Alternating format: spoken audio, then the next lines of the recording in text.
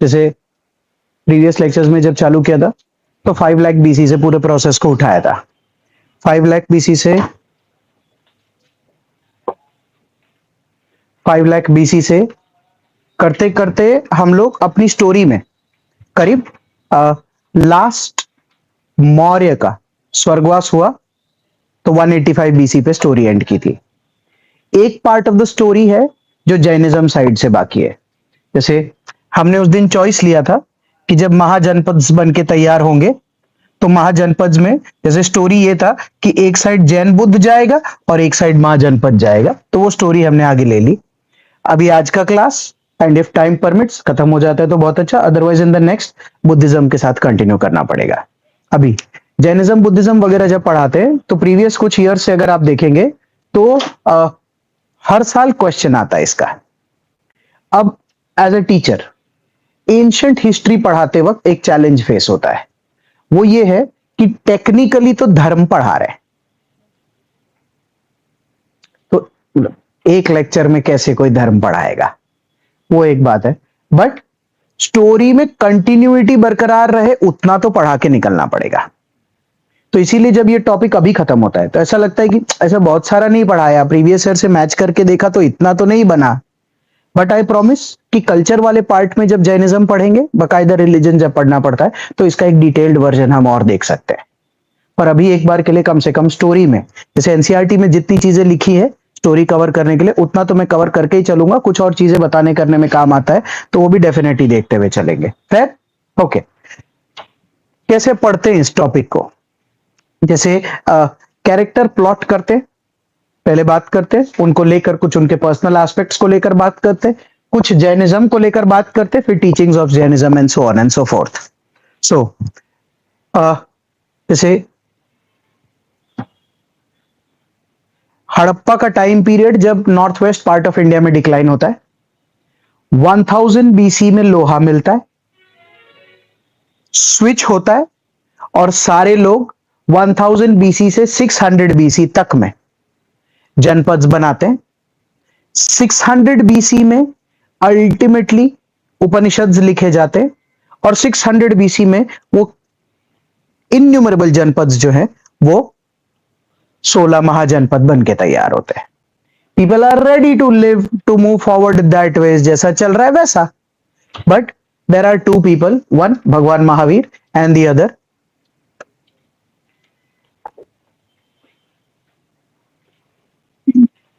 Gautam Buddha, who've taken a different leaning. So, what's the story?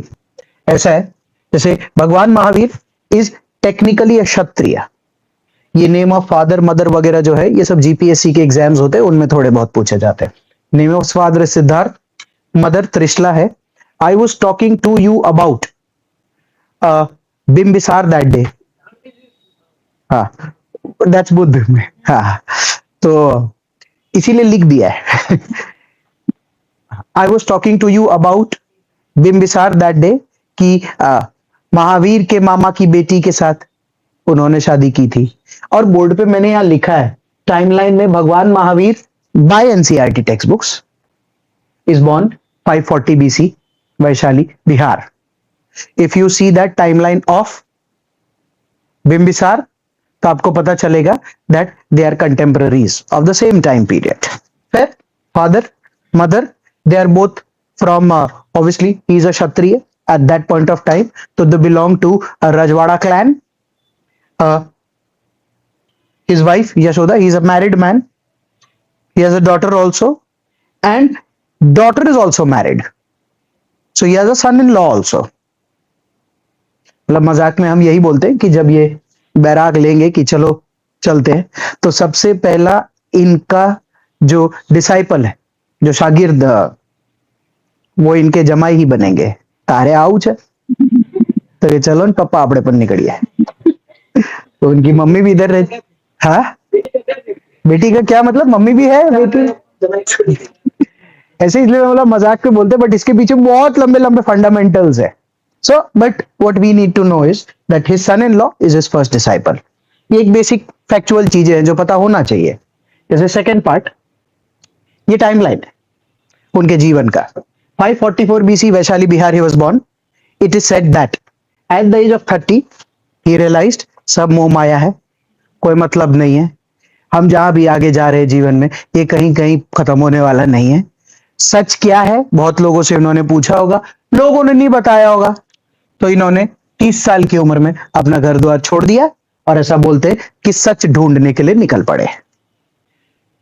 42 years of as, कैवाल्य प्राप्ति, 12 साल के time period में ऐसा बोलते हैं, इधर उधर घूमने फिरने के बाद, दुनिया देखने के बाद, सब चीजें समझने के बाद उनको ये समझ आया कि हां, अब क्या सही है क्या गलत, कैसे जीवन जीना चाहिए नहीं जीना चाहिए, मुझे पहली बार समझ आया है, और अगर कोई मेरे से सुने तो आई एम डेड श्योर कि मैं उसको समझा दूंगा।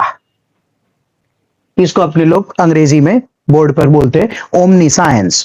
ओमनी का मतलब ही होता है everywhere, and science is basically knowledge. तो ओमनी साइंस इसका बेसिक मतलब है कि इनको हर चीज का दुनिया में ज्ञान हो गया था। तो हमने पूछा कि आपको इसरो के जीएसएलवी का स्पेसिफिकेशन भी पता है क्या? तो इन्होंने बोला वो ज्ञान नहीं होता। ज्ञान होता है कि अगर दुख हो और अगर सुख हो, यही जीवन के सिर्फ दो पहलू है, तो दुख और सुख दोनों में कैसे अपने आप पे पूर्ण रूप से काबू पाकर अपने जीवन को निर्धारित स्वरूप से जिया जाए, वो ज्ञान है। थोड़ी देर में मैं आपको स्पिरिचुअल साउंड होऊंगा, पर मुद्दा यह है कि इन्होंने जो बताया है उसकी जिम्मेदारी फिलहाल अगले 1-2 घंटे में मुझे दे रखी है। तो मैंने कहा कि अच्छा, कि मतलब दुख हो तब भी कोई बात नहीं, सुख हो तब भी कोई बात नहीं, अगर बोले ये दोनों से बाहर निकल जाएंगे तो हम महावीर हो जाएंगे। Mahavir is the bigger hero, that's how he has been named. ठीक है, कैवाल्य प्राप्त हुआ और फिर इन्होंने प्रोसेस शुरू किया लोगों को बताने समझाने का। That's how the guru concept started. There are lot of people who started following, they were the jane who started following, the people who became core followers were called as jina, and that is how the whole clan started being called as Jains in general, right? And it is said that 72-year-old 468 BC he died near Rajgir at a place called as Pawapuri. उसी एक पावापुरी का एक collateral Pawapuri अभी राजस्थान में भी है, एक तीर्थस्थल है ना पावापुरी। हाँ, थैंक यू, एक आदमी तो जानता है बिल्कुल। तो एक ये वो वाला है जो ओरिजिनल है, और उसी का एक कॉर्लरी भी है आज के दिन में। इस बेसिक बात का भी आइडिया होना चाहिए, मैच द फॉलोइंग आता है, इसका भी आइडिया होना चाहिए, यूपीएससी में नहीं आता है। अब आते हैं जैनिज्म पे।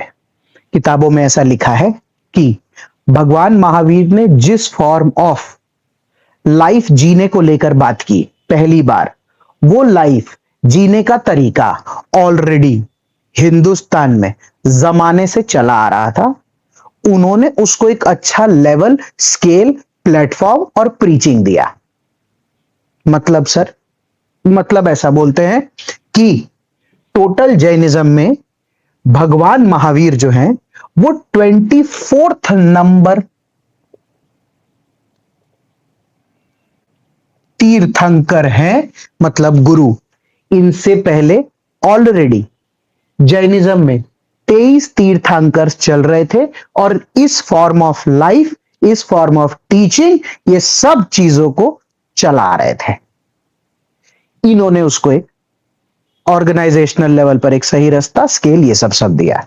अब उसको भी पढ़ना पड़ता है, कारण ऋषभ, हमको सारे 24 नाम नहीं पढ़ने पड़ते। एग्जाम में जब पेपर डिफिकल्ट बोलते हैं तो कैसा होता है कि जैसे हर एक को लेकर एक सिंबल है। अगली बार अब जब आप कोई भी जैन तीर्थ स्थल में जाएंगे तो आपको पक्का एनिमल सिंबल्स दिखेंगे। जब वो सिंबल्स कहीं भी इर्द गिर्द आगे पीछे कहीं दिखे तो आप ये समझ जाइएगा कि यहां पर उस तीर्थंकर की किसी प्रकार की कोई चर्चा या मान्यता है। जैसे Rishabh is said to be the first Jain tirthankar और उनका सिंबल बुल है। अजीत द सेकंड तीर्थंकर, उनका सिंबल एलिफेंट है। ज्यादातर हम लोग सूरत में रहते हैं तो ज्यादातर आप बहुत सारी जगहों पर नाम देखेंगे पार्श्वनाथ, पार्श्वा, ये वाले नाम, राइट। तो Parshvanath is said to be the 23rd tirthankar, and उनका हुडेड सरपेंट, हुड वो फन वाला नाग, हुड इज बेसिकली ये वाला, एक ऐसा होता है सांप ये ऐसा होता है. सो हुडेड सर्पेंट पार्श्वनाथ का है, and Bhagwan Mahavir himself is attached to the symbol lion. इस दौरान यहां पर बीच बीच में ऑब्वियसली बहुत सारे हैं. It is not possible to make you write all 24.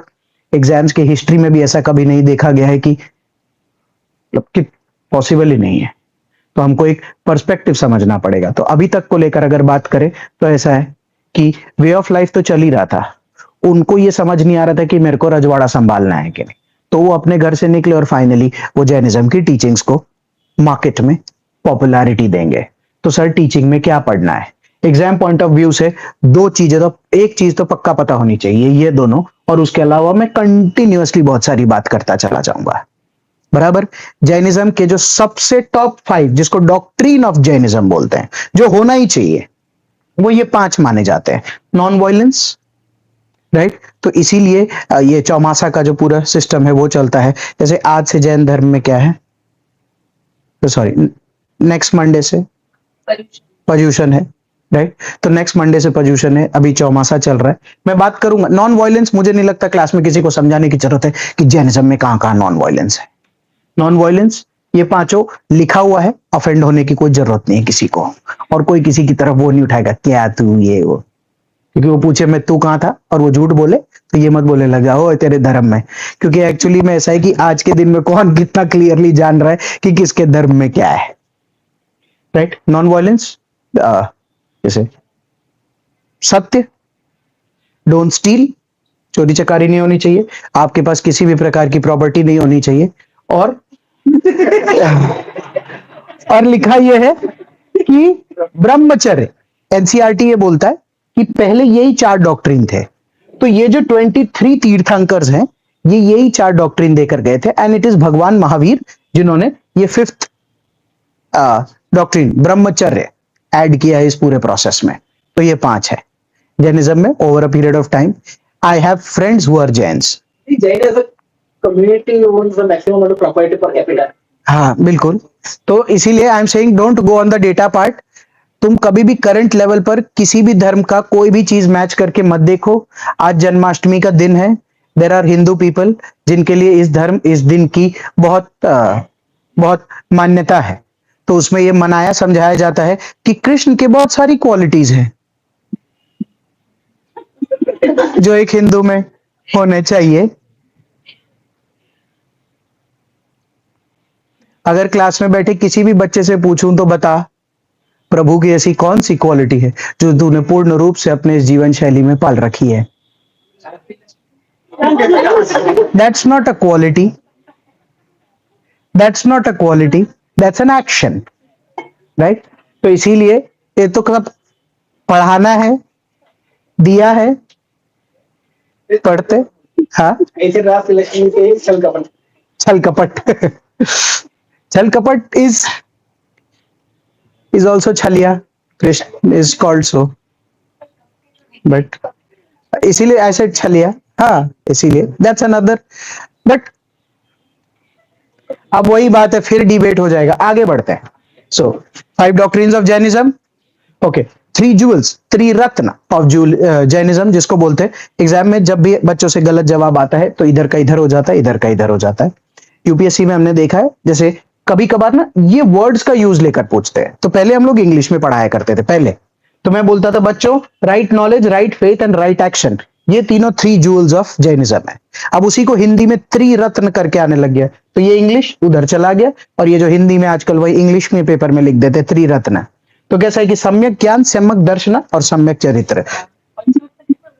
पंचरत्न जो है वो एक्चुअली टेम्पल आर्किटेक्चर का एक स्टाइल है. हाँ हाँ, पंचरत्न अलग है, ये डॉक्ट्रिन अलग है. अभी तो बुद्धिज्म पढ़ा देने के बाद दोनों एक जैसा ही दिखेगा, क्योंकि बुद्धिज्म का भी ज्यूल्स पढ़ाने हैं ना. बुद्धिज्म का भी डॉक्ट्रिन है, बुद्धिज्म का भी ये है. उनके भी मम्मी पापा हैं, उनकी भी स्टोरी है. थोड़ी देर बाद एकदम साधु साधु लगेगा. Sir all fine, right. So देखो 1 2 3 और 4 ये स्टैटिक है, ये आना ही चाहिए. And now talking about the obvious teachings of Jainism that was being focused on. जैसे Jainism itself started from the concept of rejecting the authority of the Vedas. Story से बात तो समझ आ ही रही होगी कि 600 बीसी में जब भगवान महावीर निकलेंगे तो उस वक्त टाइम पीरियड का सबसे सर्वोच्च किताब जो चल रहा है, बीइंग अ क्षत्रिय, वो वेद ही चल रहा है और उसी टाइम पीरियड में उपनिषद लिखा जा रहा है. So he will reject the authority of the Vedas and then Jainism के अपने justify Vedic doctrine. Yes they were to justify Vedic doctrine. से ज्यादा इंपॉर्टेंट क्या है, जैसे वेद का अंत वेदांत है उपनिषद, तो उपनिषद तो फिलोसफिकल स्पेकुलेशन है, उसको अच्छे से समझाने के लिए, उसकी गलत चीजों को बताने के लिए है वेद को. तो बहुत सारे लोग हैं हिंदुस्तान में जो कोई वेद फॉलो करते हैं, कोई उपनिषद, दोनों की फिलॉसफी ही अलग अलग चलती है ऐसा. So this is first the teacher. Authors of Upanishad saying that they were defending the doctrine of Veda हाँ, through Upanishad. ट्रू, क्योंकि उसका कोर तो वही है ना, जीवन क्या, कैसे, क्यों, कब, कहां, क्यों, कैसे, कहां, कब, यही सारी चीजें. So anyways, talking about the teachings of Jainism. First क्या इज रिजेक्टेड, मैं वही सोच रहा था, कोई एक मिस हो रहा है मेरे से. They rejected the authority of the Vedas. इसमें जैसे दो तीन चीजें जैनिज्म में आज भी फॉलो होती है कि दो फिलॉसफी है जिसमें जैनिज्म बिलीव करता है और वो धीरे धीरे 4 या 5 में तब्दील हो गई है. जैसे एक फिलॉसफी है शायदवाद, जैनिज्म में उसका बिलीफ है, उसमें नहीं है पलटो मत, शायदवाद जैनिज्म में उसका बिलीफ है. शायदवाद, अच्छा जैनिज्म को ग्रे एरिया वाला एरिया भी मानते हैं. तो शायदवाद का बेसिक फिलॉसफी तो आज नहीं पढ़ा सकता, का बेसिक मतलब है चलेगा, खाएगा, शायद. तो इन चीजों को ध्यान में रखते हुए शायदवाद को फॉलो करते हैं. जैसे उसी का एक दूसरा है जैनिज्म का नयवाद, खाना है मैं नहीं खाता, तो दैट्स ऑल्सो फिलॉसफी ऑफ. जैसे थर्ड जो सेम तरीके पर फॉलो करते हैं विच इज अनेकांतवाद. अनेक मतलब एक से ज्यादा, खाएगा ये है मोर देन वन. या फिर 7 वाला चलता है जिसको बोलते हैं सप्तभंगी ने, कि और क्या क्या ऑप्शन है बता. तो जैनिज्म बेसिकली अथॉरिटीज ऑफ वेदा को रिजेक्ट करने के बाद अलग अलग स्कूल्स ऑफ फिलॉसफी के बिलीवर्स फिर चले गए थे. और उसमें 2-4 चीजें जो सबसे यूनिक थी वो ये था कि इनका ये मानना था कि भगवान एग्जिस्ट करते हैं और इनका ये मानना था कि भगवान जैन से नीचे एग्जिस्ट करते हैं. इनका ये भी मानना था कि पूरा वर्ण सिस्टम एग्जिस्ट करता है और इनका ये भी मानना था कि वर्ण सिस्टम में अगर कोई नीचे एग्जिस्ट करता है तो वो अपने कर्मों की वजह से एग्जिस्ट करता है. उन कर्मों को अगर वो 5 डॉक्ट्रिन्स और 3 ज्वेल से ठीक कर ले तो अगले जन्म में वो एक जिना बन सकता है और अगले जन्म में जब वो जिना बनेगा तो वो भगवान से भी ऊपर होगा. ये आगे जाकर भारी बैकफायर करने वाला है. अगला जन्म बोला इसलिए, अगला जन्म बोला इसलिए नहीं, क्योंकि जिना भगवान के भी ऊपर हो गया है. तो उस वक्त वो वेदांत वाले भी हैं जो भगवान को ही ऊपर मान रहे हैं, तो वो बोलेगा भगवान ऊपर है, बोले हम भगवान से भी ऊपर. मतभेद हो गई. तो यहां पर एक जगह पर दिक्कत आ रही थी. But again it is said that through pure and meritorious life everybody can attain liberation. जैसे इसीलिए जैन धर्म का जो सबसे बेस्ट पार्ट है जिसकी वजह से फॉलोअर्स उसका पार्ट बने, वो था जीवन सादगी, सादा जीवन का बिलीफ होना. मैंने आपसे बात भी की थी जब उस दिन मैं रीजंस में पढ़ा रहा था कि इतना ज्यादा जऊ जोरू जमीन हो गया था, अनाज, राष्ट्र, मैरिज अलायंसेस, ये वो, कि people were hungry for ascetic life. का मतलब है सादा जीवन, एकदम सादगी के साथ, लिमिट से खाना, समय से खाना, लिमिट तक ही पहनना,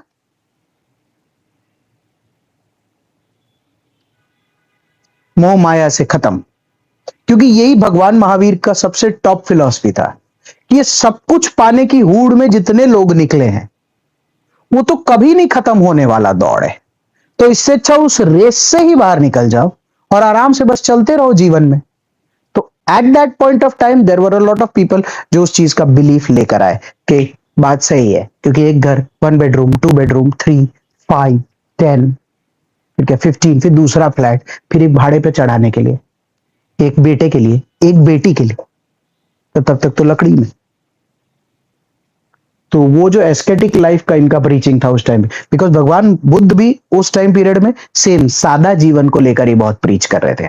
तो पर सादा जीवन जीने वालों में भी सवाल होते हैं ना, कैसे सादा जीवन मतलब, जैसे एनसीईआरटी ये मेंशन करता है कि भगवान महावीर उस टाइम पीरियड में was against wearing clothes as well at that point। फिर किताब एक स्टोरी को लेकर भी बात करता है, इसीलिए मैं नीचे स्टोरी और फैक्ट्स लिख रखा है। हाँ, दिशा रूपी वस्त्र है। निशा रूपी वस्त्र, दिशा रूपी मतलब कैसा है कि मेरे चारों दिशा ही मेरा वस्त्र है। हाँ वही, चारों दिशा ही मेरा वस्त्र है, अंबर ही अपना वस्त्र है, तो उसी से वो दिगंबर बन के तैयार होते हैं। फिर जो बोलते हैं कि नहीं वस्त्र तो होने ही चाहिए, फिर वो श्वेतांबर बन के तैयार होते हैं, सफेद। वो मैं बात करूंगा मैं उस चीज को लेकर, वो स्टोरी में। So through pure and meritorious life it can be done. ये पढ़ाने की जरूरत नहीं है that they prohibited war and agriculture both, because सबसे पहला डॉक्ट्रिन तो वही वायलेट हो जाएगा, नॉन वायलेंस वाला, तो वो कोई बड़ी बात नहीं थी। जैनिज्म में ट्रेड करने के लिए या किसी भी मर्केंटाइल एक्टिविटी के लिए ना नहीं है। अकॉर्डिंग टू भगवान Mahavir, trade and mercantile activities in Jainism is fine. फिर उसके अलावा हाँ, यूजुरी क्या होता है? से लोगों को लूट पकड़ना। हाँ, तो ट्रेड एंड मर्केंटाइल एक्टिविटी का ही पार्ट है, दैट्स नॉट अ प्रॉब्लम। किताब में एक चीज यूनिकली मेंशन्ड है, सुनो। जैसे ये ब्राह्मणिकल रिलीजन है। When भगवान Mahavir started preaching Buddhism, Jainism, he could not clearly mark himself outside the Brahmanical religion। तो बहुत सारे लोग जो इनिशियल लेवल पर जैन बने ना, उनका वो स्टेट ऑफ कंफ्यूजन दूर नहीं हो पा रहा था कि पण साहब त्यारे हूं करवानो, आमा था तो हूं करवानो। तो बहुत सारे लोग कभी जैनिज्म में पाए जा रहे थे, कभी ब्राह्मणिकल रिलीजन में पाए जा रहे थे, तो एक जगह पर डेफिनेशन क्लियर नहीं हो पा रही थी। तब भी उन्होंने अपने जीवन शैली में ये सारी टीचिंग्स का एक बेस बना कर गए। स्टोरी को थोड़ा सा आगे ले जाते हैं। I remember reading somewhere, I think I was a kid, that Jains were classified as minority, I think somewhere in the Congress. Hmm, I think 2010 or 12, right? बिल्कुल 11, हाँ 11. And so, did it require any constitutional amendment or something? Yes, हाँ, क्योंकि 20 article 28 29 30 में फिर वो नाम डालना पड़ेगा ना। हाँ, so taking the story forward, Jainism की ये टीचिंग्स थी। अब इस दौरान वहां पर बोर्ड पे ध्यान से देखो, बोर्ड पे ध्यान से देखो, उनका स्वर्गवास 468 बीसी में होता है। ये राजगीर के पास की जगह है, तो ये मगध की जगह है। इनके स्वर्गवास हो जाने के 200 साल तक, आई रिपीट 200 साल तक जैनिज्म बहुत ही अच्छा चला। ये जितनी भी टीचिंग्स को लेकर थी, इसमें मास फॉलोअर्स बन के तैयार हुए। 300 बीसी के करीब मगध में एक फैमीन आया। उस फैमीन में ऐसा था कि मगध में किसी का भी सर्वाइवल नामुमकिन था। तब कुछ जैन लोग वहां से निकल के कर्नाटका की तरफ आगे बढ़ गए। सुनना, जो कर्नाटका की तरफ आगे बढ़े वो लोग को लीड करते थे भद्रबाहु, और जो लोग मगध में ही लगे रह गए उन लोगों का लीड करता था स्थूलभद्र। ऐसा किताब में लिखा है कि वो जो फैमीन आया अराउंड 300 बीसी, उसकी वजह से त्राहिमाम मच गया था और जैनिज्म में लोग दो बाजू चले गए। 12 साल तक ये अकाल का समय चला, और 12 साल के बाद जब भद्रबाहु लौटे तो भद्रबाहु का ये मानना था कि आप लोग तो काफी बदल गए, क्योंकि ये लोग निर्वस्त्र ही रहे, किसी भी प्रकार का अपने जीवन शैली में बदलाव नहीं लाया। पर जो पटना में रह गए उनका 12 साल बाद जीवन शैली में बदलाव था। वो लोग वस्त्र पहन लिए थे, थोड़ा चेंज हो गए थे, तो डिस्प्यूट हो गया। डिस्प्यूट इस बात को लेकर हो गया, इनका ये कहना था कि जब मरने का समय यहां पर आया तो तुम थोड़ी रुक गए थे, तुम तो चले गए। इनका ये कहना था हम बचने के लिए अगर चले गए, वापस लौट के आए, कम से कम वैसे तो है जैसे होने चाहिए थे। अब ये डिस्प्यूट खत्म होने वाला था नहीं, इसीलिए दो धर्म, एक धर्म दो भाग में बट गया। जो आज के दिन में स्थूलभद्र के फॉलोअर्स हैं वो लोग श्वेतांबर जैन कहलाते हैं, और जो भद्रबाहु के फॉलोअर्स हैं वो दिगंबर जैन कहलाते हैं। बराबर। इस प्रॉब्लम को सॉल्व करने के लिए हमारी पिछली स्टोरी से कुछ निकालता हूं। 323 बीसी में चंद्रगुप्त मौर्य, जैनिज्म डन। उस टाइम पीरियड में इस डिस्प्यूट को सॉल्व करने के लिए संजोग से डिस्प्यूट भी मगध में हुआ। तब मगध का राजा खुद चंद्रगुप्त मौर्य हुआ करते थे, तो उन्होंने जैन काउंसिल की एक बहुत बड़ी मीटिंग बुलाई कि ऐसा नहीं है, पूरा मिला के सॉल्व करते हैं। मीटिंग बुलाई, that is the first Jain council meeting that is being held. Please be very very clear in your mind that it is being held 200 years after the death of Bhagwan Mahavir, and that too after the famine has got over. Fair? तब उन्होंने स्थूलभद्र और भद्रबाहु दोनों को बोला, आओ बैठो बात करते। जितने दिगंबर जैन थे वो नहीं आए। They boycotted the council. Because they boycotted the council, तो जैन धर्म की जो मेजर किताबें हैं उनको अंग बोलते हैं। 12 अंगास वर compiled during the Jain Council meeting, and all the 12 Angas were majorly focused towards the Shwetambar Jain side. For obvious reasons, that's how Shwetambar Jain came into the picture. Fair?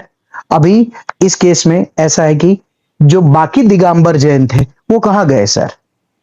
South India में कर्नाटका, तमिलनाडु से लेकर ये अलग अलग जगहों पर फैल गए।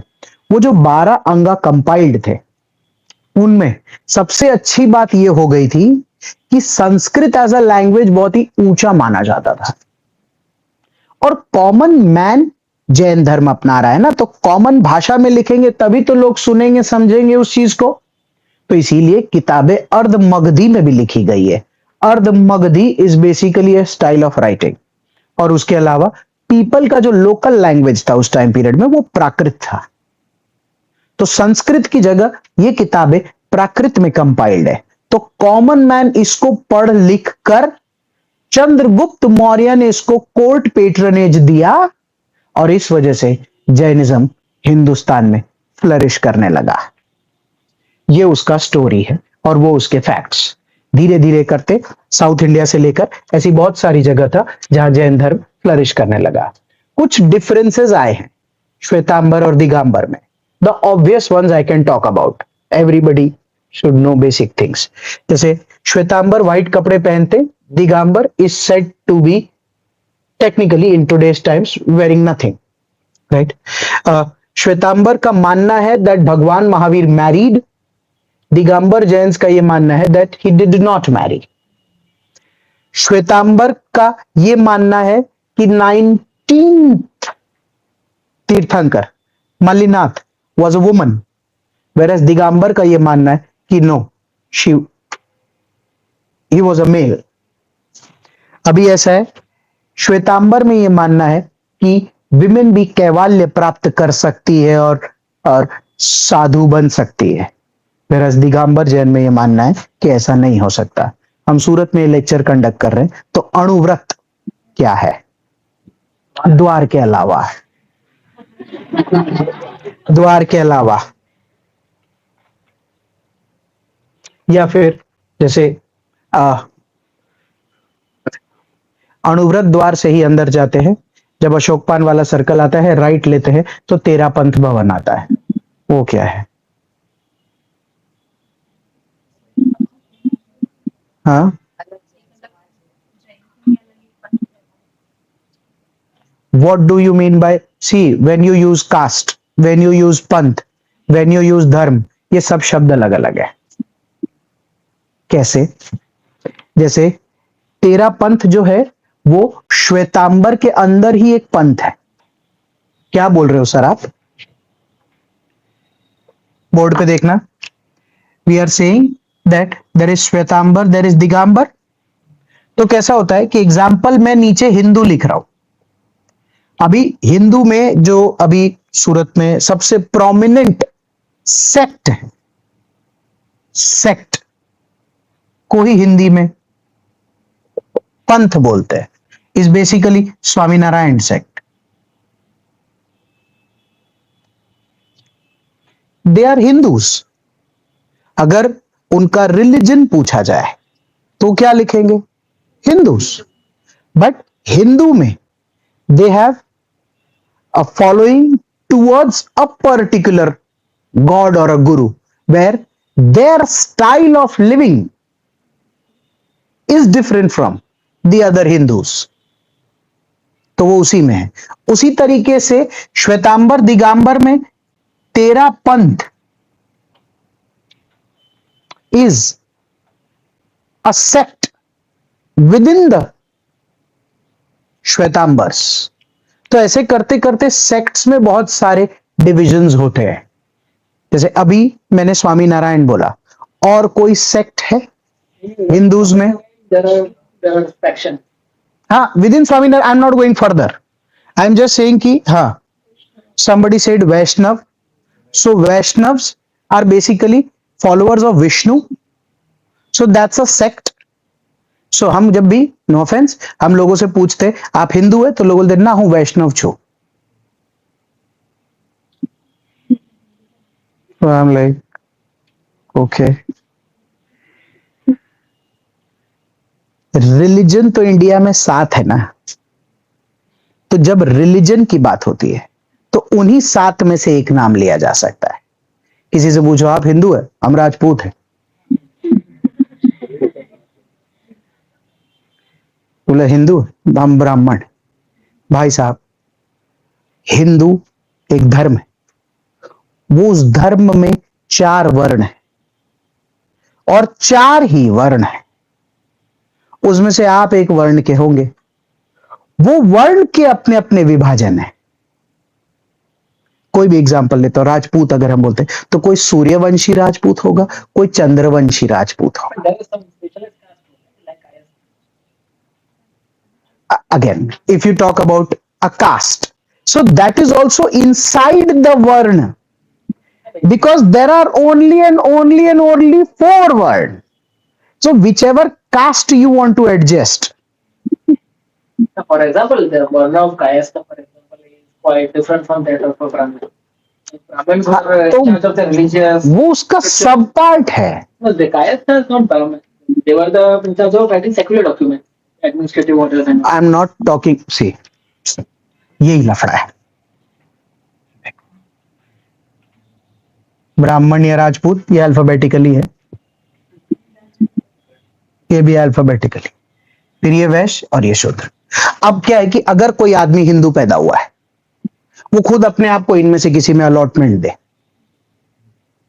अब वो नहीं माने, लेकिन सर मेरा ये ऐसा हो ही नहीं सकता है, क्योंकि जो भी आपने नाम लिया, मान लीजिए आपने एग्जांपल लिया कायस्थ, सपोज, इसे एक वर्ड का इस्तेमाल किया।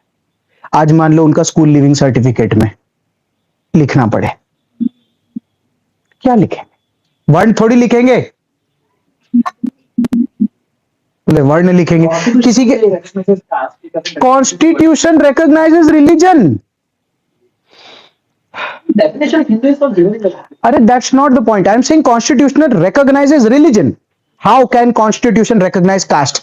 उसको लिखने वाला एक आदमी बताओ पहले। शेड्यूल में लिखी है ना, शेड्यूल में। वो कॉन्स्टिट्यूशन के अंदर एक बॉडी बनी हुई है, वो बॉडी पूरे जीवन यही काम कर रही है, वो एक अलग फैक्टर है। तो कास्ट भी कैसा होता है? ये वर्ण है, अब इस वर्ण के अंदर कास्ट आए, उस कास्ट के अंदर सब कास्ट आए, फिर उसके अंदर आदमी गोत्र डिवाइड कर दे, करते करते हिंदुस्तान में लोग विभाजित है। उसको बात करना, समझना और समझाना तो और भी मुश्किल है। मुझे तो कभी कभी लगता है समझना आसान है, कभी कभी ऐसा लगता है सुन लो किसी की। Also, there is a difference in the intrinsic nature of it and the imposed definitions. हाँ, There is a conflict between the it will always be. सरकारी definition and the cultural definition. सरकारी डेफिनेशन और cultural definition में फर्क होना निश्चित है, क्योंकि वो सरकारी डेफिनेशन किसी भी एक आदमी को अलॉट करके उनसे लेकर लिखवाया जाएगा। ग्रे एरियाज के कभी भी डेफिनेशन लिखोगे तो ऑब्जेक्टिव हो ही नहीं सकते। विज्ञान के डेफिनेशन में तो कभी कभी लगता है कि नो, बट फिजिक्स में this can also be added in that. तो सोच कि किसी कास्ट और कल्चर का डेफिनेशन लिखेंगे तो तोते ही उड़ जाएंगे। पर कहीं ना कहीं कॉमन ग्राउंड पे तो आना पड़ेगा ना। वही तो बुद्ध और जैन कह रहे हैं, मध्यपात, उसी पे लड़ाई हो गई है। वो खुद आज होते। कौन सा मध्यपात उसमें भी होती है ना कि हाँ? मध्यपात नहीं है, ये मध्यपात। हाँ, मतलब वही बोल रहा हूँ कि मध्यपात की लड़ाई हो जाती। अभी जब बुद्ध में पढ़ाऊंगा तो बुद्ध ने क्या कहा था, मिडिल पाथ लेना। आजकल तो मिडल पाथ लेते तो થોડુંક આ બાજુથી લઈ જાય, બોલે લા મિડલ પાથ કયો છે એમાં જ લડાઈ થઈ જાય। क्योंकि बुद्ध से आए बुद्धि, बुद्धि से है बुद्ध, उससे है बौद्धिक, वही खंडित हो गई है। इसलिए तो बोल रहा हूं, कभी कभार तो मुझे लगता है पढ़ाना मुश्किल है, but I have chosen this path, so I will walk on it. Anyways, white cloth, भगवान महावीर, तीर्थंकर, ग्रेट मैन, ये वो का पूरा कॉन्सेप्ट है। दो काउंसिल्स ही हुए जैन धर्म में। पहला, अभी जो बात करके मैंने बोला, चंद्रगुप्त मौर्य के कोर्ट में जब 200 साल बाद भगवान महावीर का स्वर्गवास हुआ, दिगंबर विल बॉयकॉट, 12 अंग कंपाइल होंगे। सेकंड जो होगा ना, वो 512-13 एडी में होगा। मैं प्रॉमिस करता हूं, जब स्टोरी में आऊंगा, और वो सेकंड काउंसिल गुजरात में होगा, वल्लभी करके एक जगह है वहां पर। तब ऑफ शूट पे एक स्टोरी लूंगा मैं, मैत्रक वंश करके एक वंश है जो गुजरात में डायनेस्टी बन के तैयार होगा। They will establish the second Buddhist Jain council in Gujarat, और इसी वजह से शायद ऐसा है, मेरा मानना है कि गुजरात में जैन्स काफी रहते हैं, बिकॉज वापस से धर्म को पूर्ण रूप से स्थापित करने का एक पूरा जिम्मा मैत्रक वंश ने उस टाइम पीरियड में उठाया था। ये स्टोरी और कुछ फैक्ट्स है। अब जैनिज्म के डिक्लाइन को लेकर कुछ बहुत ही यूनिक और वेग से रीजंस है। जैसे why is it that Jainism decline? One, उतना क्लियरली अपने आप को ब्राह्मणिकल रिलीजन से बाहर नहीं निकाल पाए।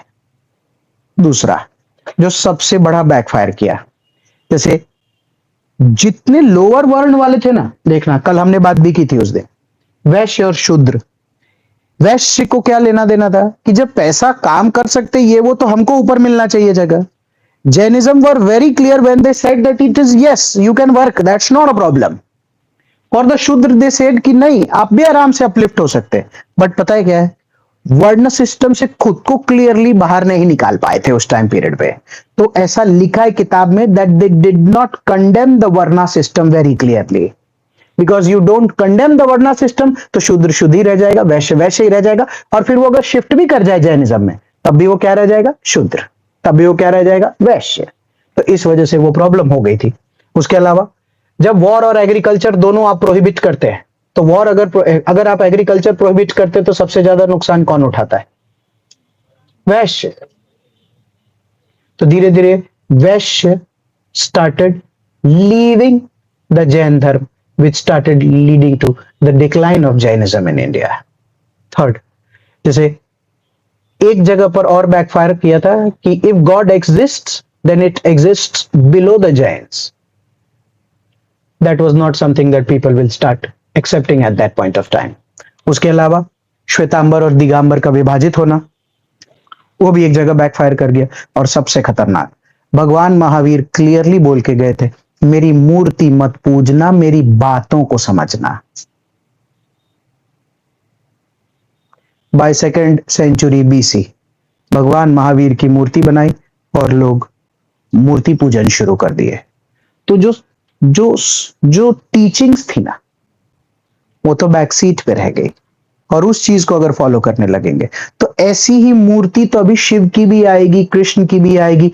तो he will also become just one of the gods, although his teachings were comparatively very different compared to the other contemporaries that at that point of time. तो वो जो नहीं मैं उस दिन समझा रहा था, स्पेशल नॉलेज का कॉन्सेप्ट अगर लॉस्ट हो जाएगा तो स्पेशल नॉलेज का रेलेवेंस कैसे रह जाएगा? वो सारे लोग, जब भी ऐसा होता है मूर्ति पूजन के काम में कि ज्यादा फोकस क्रिया या कर्म पे है, धर्म पे नहीं। हम भी कभी जैसे किसी मंदिर में जाते हैं या शिवलिंग का कोई भी काम करना होता है तो पूरा फोकस उसके कर्म को पूरा करने में। शिव का क्या कहना मानना और हमको सिखाना है, वो उस मंदिर में जाकर हम पूर्ण रूप से उसको पूरा नहीं करते। बात समझ आ रही है? ऐसा। So when the teachings go down and only the procedural aspects remain, then obviously इतना प्रोग्रेसिव नहीं हो सकता। एक और रीजन बोलते हैं कि People are not actually interested in the work, not focused on work, but they are focused on fulfilling the bureaucratic criteria. हाँ बिल्कुल, ऐसा ही गवर्नमेंट के साथ भी होता है, ब्यूरोक्रेटिक क्राइटेरिया खाली फुलफिल करने में लगे, रियल काम में नहीं है। एक और चीज जैनिज्म में हुआ, आगे जाकर ना कोई भी बहुत प्रोमिनेंट डायनेस्टी का प्रोमिनेंट राजा नहीं है जिसने जैनिज्म को अपनाया। कैसे? अपना ही सकते हैं। कैसे अपना सकते हैं? मैं देखो कैसा है कि ये तो बहुत ही सब्जेक्टिव है, क्योंकि आगे जाकर हर राजा कोई ना कोई धर्म तो अपना ही रहा है। जैसे lot of them will pick up Buddhism, lot of them will pick up Hinduism, some will pick Krishna, some will pick Vishnu, some will pick Shiv, some will pick Christianity, people will pick Islam. So then why not Jainism? It so happened in history that इनके बाद Jainism में कोई prominent जो था ना, कोई राजा रजवाड़ा, उनके किसी राजा ने नहीं अपनाया। नहीं अपनाने की वजह से स्वाभाविक सी बात है, उसको रॉयल पेट्रनेज नहीं मिलता, फुटेज नहीं मिलता, उसको ऑर्गेनाइज्ड सिस्टम में वो नहीं आता, तो वो खत्म हो जाता है। जैसे मैं बुद्धिज्म अभी तो नहीं मतलब पढ़ाना है, पर एक अजीब सी बात बताता हूं कि today this date if you see, तो हिस्ट्री में मैं ही थोड़ी देर बाद पढ़ाऊंगा कि बुद्धिज्म को कंटिन्यूअस लेवल पर टॉप रॉयल पेट्रनेजेस मिले, और बुद्धिज्म जैनिज्म से ज्यादा फ्लरिश कर रहा था उस टाइम पर। Arguably today Jainism still remains and sustains. I mean, But Buddhism, it is in this country. ऐसा नहीं है, because few days back when Modi ji visited Ukraine and was talking to Zelensky, so he himself said that we belong to the land of Buddha and Gandhi. तो मैं तो उसी दिन से Jainism पढ़ाने वाला था, तो I thought he could have talked about भगवान Mahavir also. international famous. But internationally famous नहीं है भगवान Mahavir. Buddha is famous, so Zelensky will connect. So is Gandhi ji famous. So Buddhism, ironically, is seen in so many countries and is not so much seen in our country. It is confined, obviously, to a lot of places in our country, but it's confined. Mostly It's not mountainous region. mountainous regions. जैसे दो word इसीलिए मैं use कर रहा हूं अंग्रेजी के. It is confined to few regions. It should have been spread. Whereas Jainism is spread in at least 3-4 states prominently. You have decent number of Jains staying over there, and plus Jains migrate also. So you can find Jains in Tamil Nadu, in Karnataka also, Andhra Pradesh, Maharashtra, Gujarat, Madhya Pradesh, obviously Rajasthan, Yeah. Kenya. हाँ, Often अरे मतलब बाहर तो जाए, आई am saying in India. So Jainism का number less है but spread है. Buddhism confined रह गया है, जिसमें कि उस टाइम पीरियड में बुद्धिज्म ज्यादा स्प्रेड हो रहा था, रॉयल पेट्रनेज मिला था. ठीक है, अपने अपने कारण है, इतिहास ऐसा है, हमको तो सीखना है. फिर these were the reasons for the decline of Buddhism at that point of time, and some Jain architecture is being talked about. Architecture जिस दिन पढ़ाऊंगा उस दिन अच्छे से पढ़ाने में मजा आता है, बट तो भी आपने से पूछता हूं, कोई एक दो टॉप जैन आर्ट आर्किटेक्चर या कोई जगह वगैरह आप जानते हैं? Thank you. दिलवारा टेम्पल या डेरा आबू माउंट आबू में, के अलावा Palitana. पालिताना, वो अभी ना लेटेस्ट है. ठीक है, चलो फिर भी ठीक है. पालिताना, हाँ हाथी सिंह जैन टेम्पल, बिल्कुल. वो आपने एक ऊंचे से जैन गुरु देखे, जगह का नाम है श्रावण बेलागोला, साउथ इंडिया, कर्नाटका. कोई अच्छा, he is said to be, that Murti is said to be the son of the first Jain Tirthankar Rishabh. 10th century AD में बना है, किसी गंगा रूलर ने उस टाइम पीरियड में बनाया था. तो कुछ ऐसे प्रोमिनेंट हैं. अभी हम उस पर इतना बात इसलिए नहीं कर सकते क्योंकि आर्किटेक्चर पढ़ाने का एक अलग तरीका होता है. ऐसे धीरे धीरे करके लेकर आओ और फिर पूरे इंडिया में ड्रॉ करो, हर जगह के इंपॉर्टेंस को लेकर बात करो तो थोड़ा समझ भी आता है. अभी रैंडम लेवल पर वो कैसे बात करेंगे वो थोड़ा चैलेंजिंग हो जाएगा. फिर मेनली स्टोरी के हिसाब से 4-5 चीजें पढ़नी जरूरी है. ये जो अभी बोर्ड पे लिखा है वो एनसीईआरटी में ही एक बहुत मस्त जगह पर स्टोरी एंड फैक्ट लिखे हुए हैं, और एक पैराग्राफ ये reasons for the decline of Buddhism. Reasons for the decline of Buddhism UPSC के प्रीलिम एग्जाम में उतना काम नहीं आता, मेंस में क्योंकि आर्ट एंड कल्चर में ये आता है, तो जैनिज्म वगैरह में और भी अच्छी चीजें पूछने को है. Reasons for decline, Just didn't spread that much. It didn't decline. It declined. जैसे वही कह रहा हूं कि by 2nd century AD, 3rd century AD, मैं खुद ही पढ़ाऊंगा, जब बाहर से बैक्ट्रियंस, पार्थियंस और शाका ये लोग सब आ रहे थे, तो यार इनमें से किसी ने जैनिज्म नहीं अडॉप्ट किया. तो 5th-6th century आते आते एडी जैनिज्म के कोई प्रोमिनेंट प्रोपगेटर्स नहीं थे, तो बस जो बचे थे वो उनके खानदान में जैनिज्म चल रहा था. But सबसे cannot propagate because by design it prohibits war and agriculture, so it cannot become the mainstream ideology. Functionally, it cannot be बिल्कुल. mainstream ideology. Because it prohibits war and agriculture, तो main stream ideology नहीं हो सकता. Plus ऐसा पहले था, अब मैं नहीं जानता, ऐसा पहले था कि इनके साधु सादगी वाले वो लोग नहीं थे जो धर्म महामंत्रास बन के जिनको धर्म स्प्रेड करने का पूरा सिस्टम बना रखा था. अब है, अब है. We have a lot, big group of Jain sadhus and sadhvis in India who are there to spread Jainism and at least talk to people about Jainism. तो इस वजह से वो स्प्रेड अभी देखने मिलता है आज इन टूडेज टाइम्स, वेराज उसी का ऑपोजिट है बुद्धिज्म में. कि अगर आज हम सूरत में लेक्चर कंडक्ट करते हैं तो कितनी दूर क्लोजेस्ट कहां जाऊं कि मेरे को एक बुद्धिस्ट मॉन्क मिले. Find real Buddhist monk, you will find Exactly. corruption. Namayana. Right.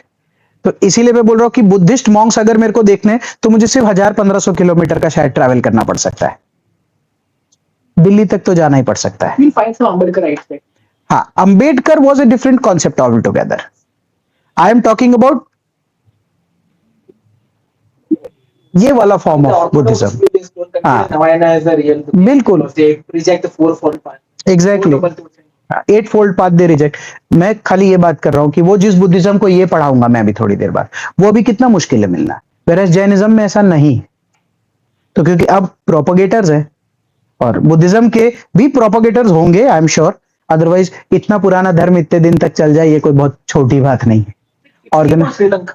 हाँ हिमाचल में मिलेगा पर वो तिब्बतियन रेफ्यूजी बना है. हाँ, हिमाचल में भी मिलेगा, जैसे टू सम एक्सटेंट उत्तराखंड में भी मिलता है. तिब्बतियन बुद्धिज्म, हाँ. इंडियन बुद्धिज्म, हाँ, तिब्बतियन बुद्धिज्म. श्रीलंका का जैसे इंडियन बुद्धिज्म. हाँ बिल्कुल. श्रीलंका में जैसे थेरवाड़ा करके एक बुद्धिज्म का सेक्ट है, तो वो है, वो इंडियन बुद्धिज्म को चलाता है. जैसे अब ये सब चीजों का क्या है, इन सब चीजों पर ज्ञान किस मतलब डेटा के बिना का ज्ञान देना मुश्किल है, क्योंकि एक तो हम किसी से पूछते नहीं और कोई लिबास सारे सबके सेम है, तो ये किसी की शक्ल पे लिखा नहीं कि वो बुद्धिस्ट है, तो आखिर इस बात का अनुमान भी कैसे लगाए. हो सकता है यही कोई हो, बट अगेन इतना आइडिया नहीं लगता है. खैर, Indian Buddhism and Tibetan Buddhism, जैसे जब अशोक के टाइम पीरियड में, अभी अच्छा बुद्धिज्म का क्वेश्चन है ना, तो पढ़ा दूंगा फिर बताना, उसमें तो बताना ही है. ऐसा इसका एक फोटो खींच कर डाल दीजिए.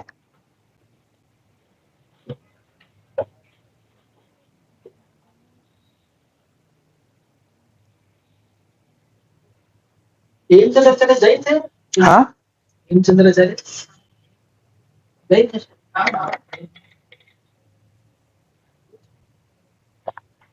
वो जैन.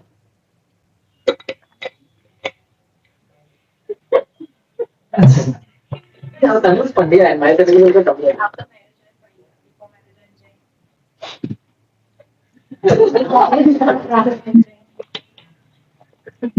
तो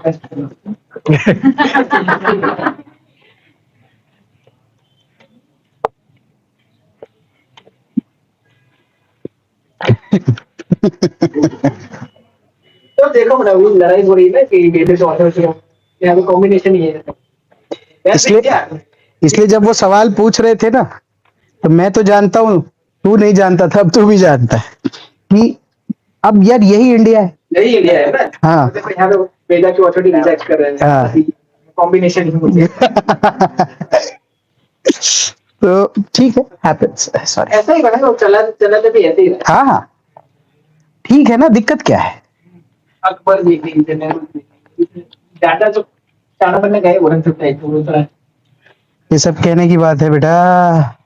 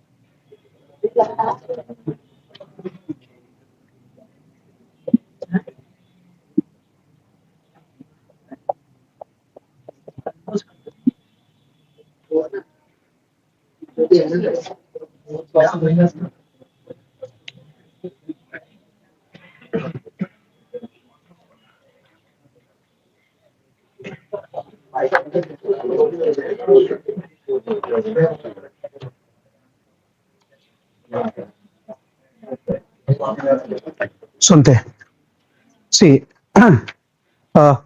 बोर्ड पे सेम चीजें वापस से बुद्धिज्म में भी देखना पड़ेगा।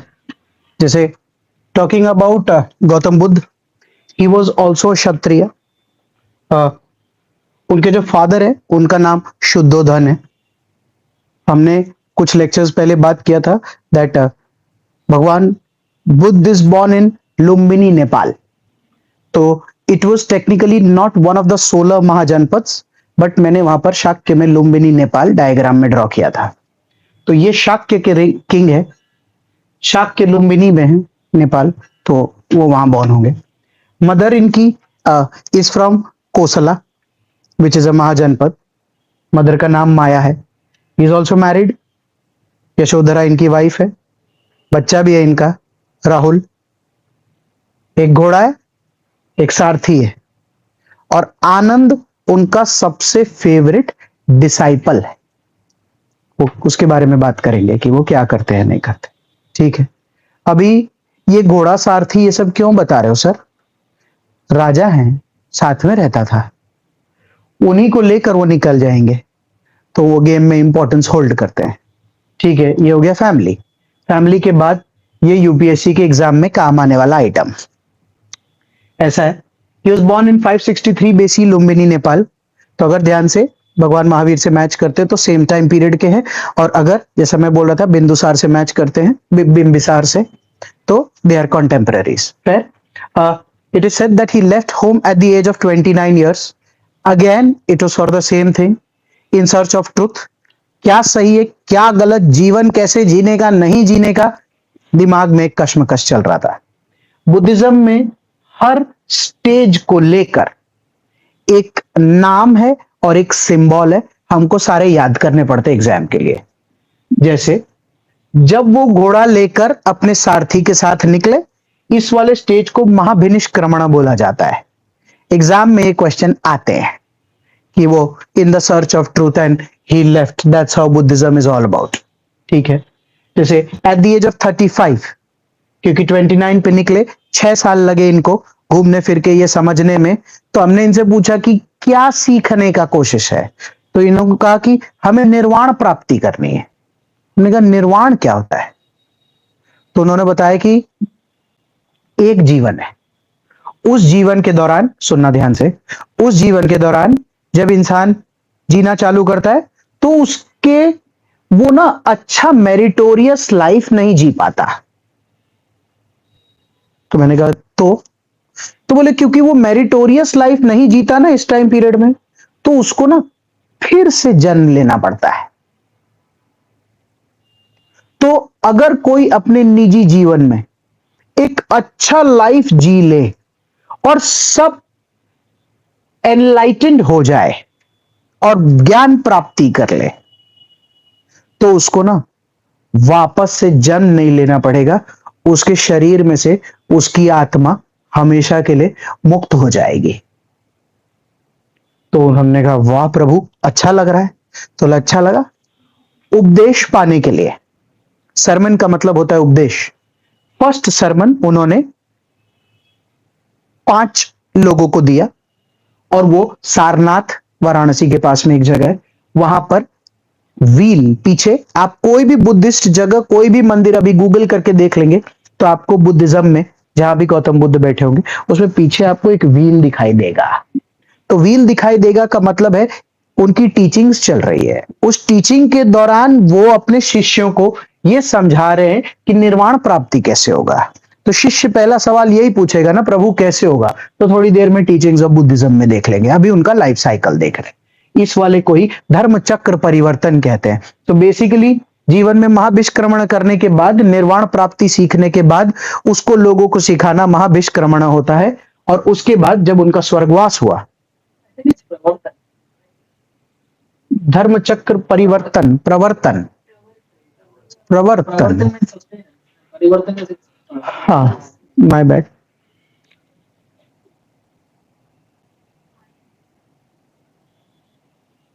फिर थैंक यू। हाँ, फिर उसके बाद जब उनका स्वर्गवास होता है, ऐसा मानते हैं कि यह परिनिर्वाण है, क्योंकि स्वर्गवास कुशीनगर यूपी में हुआ। और सिंबॉलिक है बुद्धिज्म में स्तूपा। स्तूपा क्या होता है, आज 2 लाइन पे बात कर सकते हैं। जैसे जो राख होते, वो राख किसी एक जगह पर लोटे में रखे जाते और उसके ऊपर ये पूरा का पूरा आर्किटेक्चर बन के तैयार होता है। तो किसी भी बौद्धिक गुरु के स्वर्गवास पर ये उनके सिंबल में तैयार होता है। तो इसी तरीके से उनका सिंबल भी स्तूपा है, जो मृत्यु से एक कनेक्टेड आइटम है। And there is lying, this is lying मतलब ये लेटा हुआ है, क्योंकि एक लाइंग झूठ भी होता है। So this is not lying Buddha, क्योंकि बुद्धा खुद बोल रहे डोंट लाई। सो एक ही जगह हिंदुस्तान में वो लाइंग बुद्धा की फोटो है।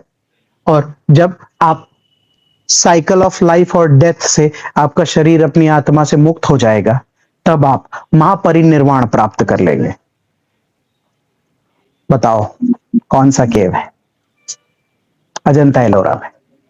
Free from the cycle of life and death, ये महापरिनिर्वाण होता है और उसका सिंबल लाइंग बुद्धा है। सो बेसिक फंडामेंटल क्या है सर इसके पीछे? टीचिंग पहले पढ़ानी चाहिए थी, पर ये नहीं पढ़ाए तो फिर टीचिंग में भी गड़बड़ होता है। बेसिक फंडामेंटल यही है, निकलो, सीखो, समझाओ और अपनी आत्मा को अपने शरीर से मुक्त कर दो और बौद्ध हो जाओ। क्योंकि इनका ही वो वाला कॉन्सेप्ट था कि सब मोह माया है। मतलब अल्टीमेटली अगेन सेम बुद्धिज्म का concept, how much ever you gain 1 bedroom 2 bedroom और बड़ा, that is never going to end. आप कभी खुश नहीं हो सकते। आपको अगर खुश होना है तो आपको ये करना पड़ेगा। यही लिखा है, माया, मोह माया से ये तो मैं बोल रहा हूं मोह माया से मुक्त हो गए, मतलब that's the whole fundamental of his teaching.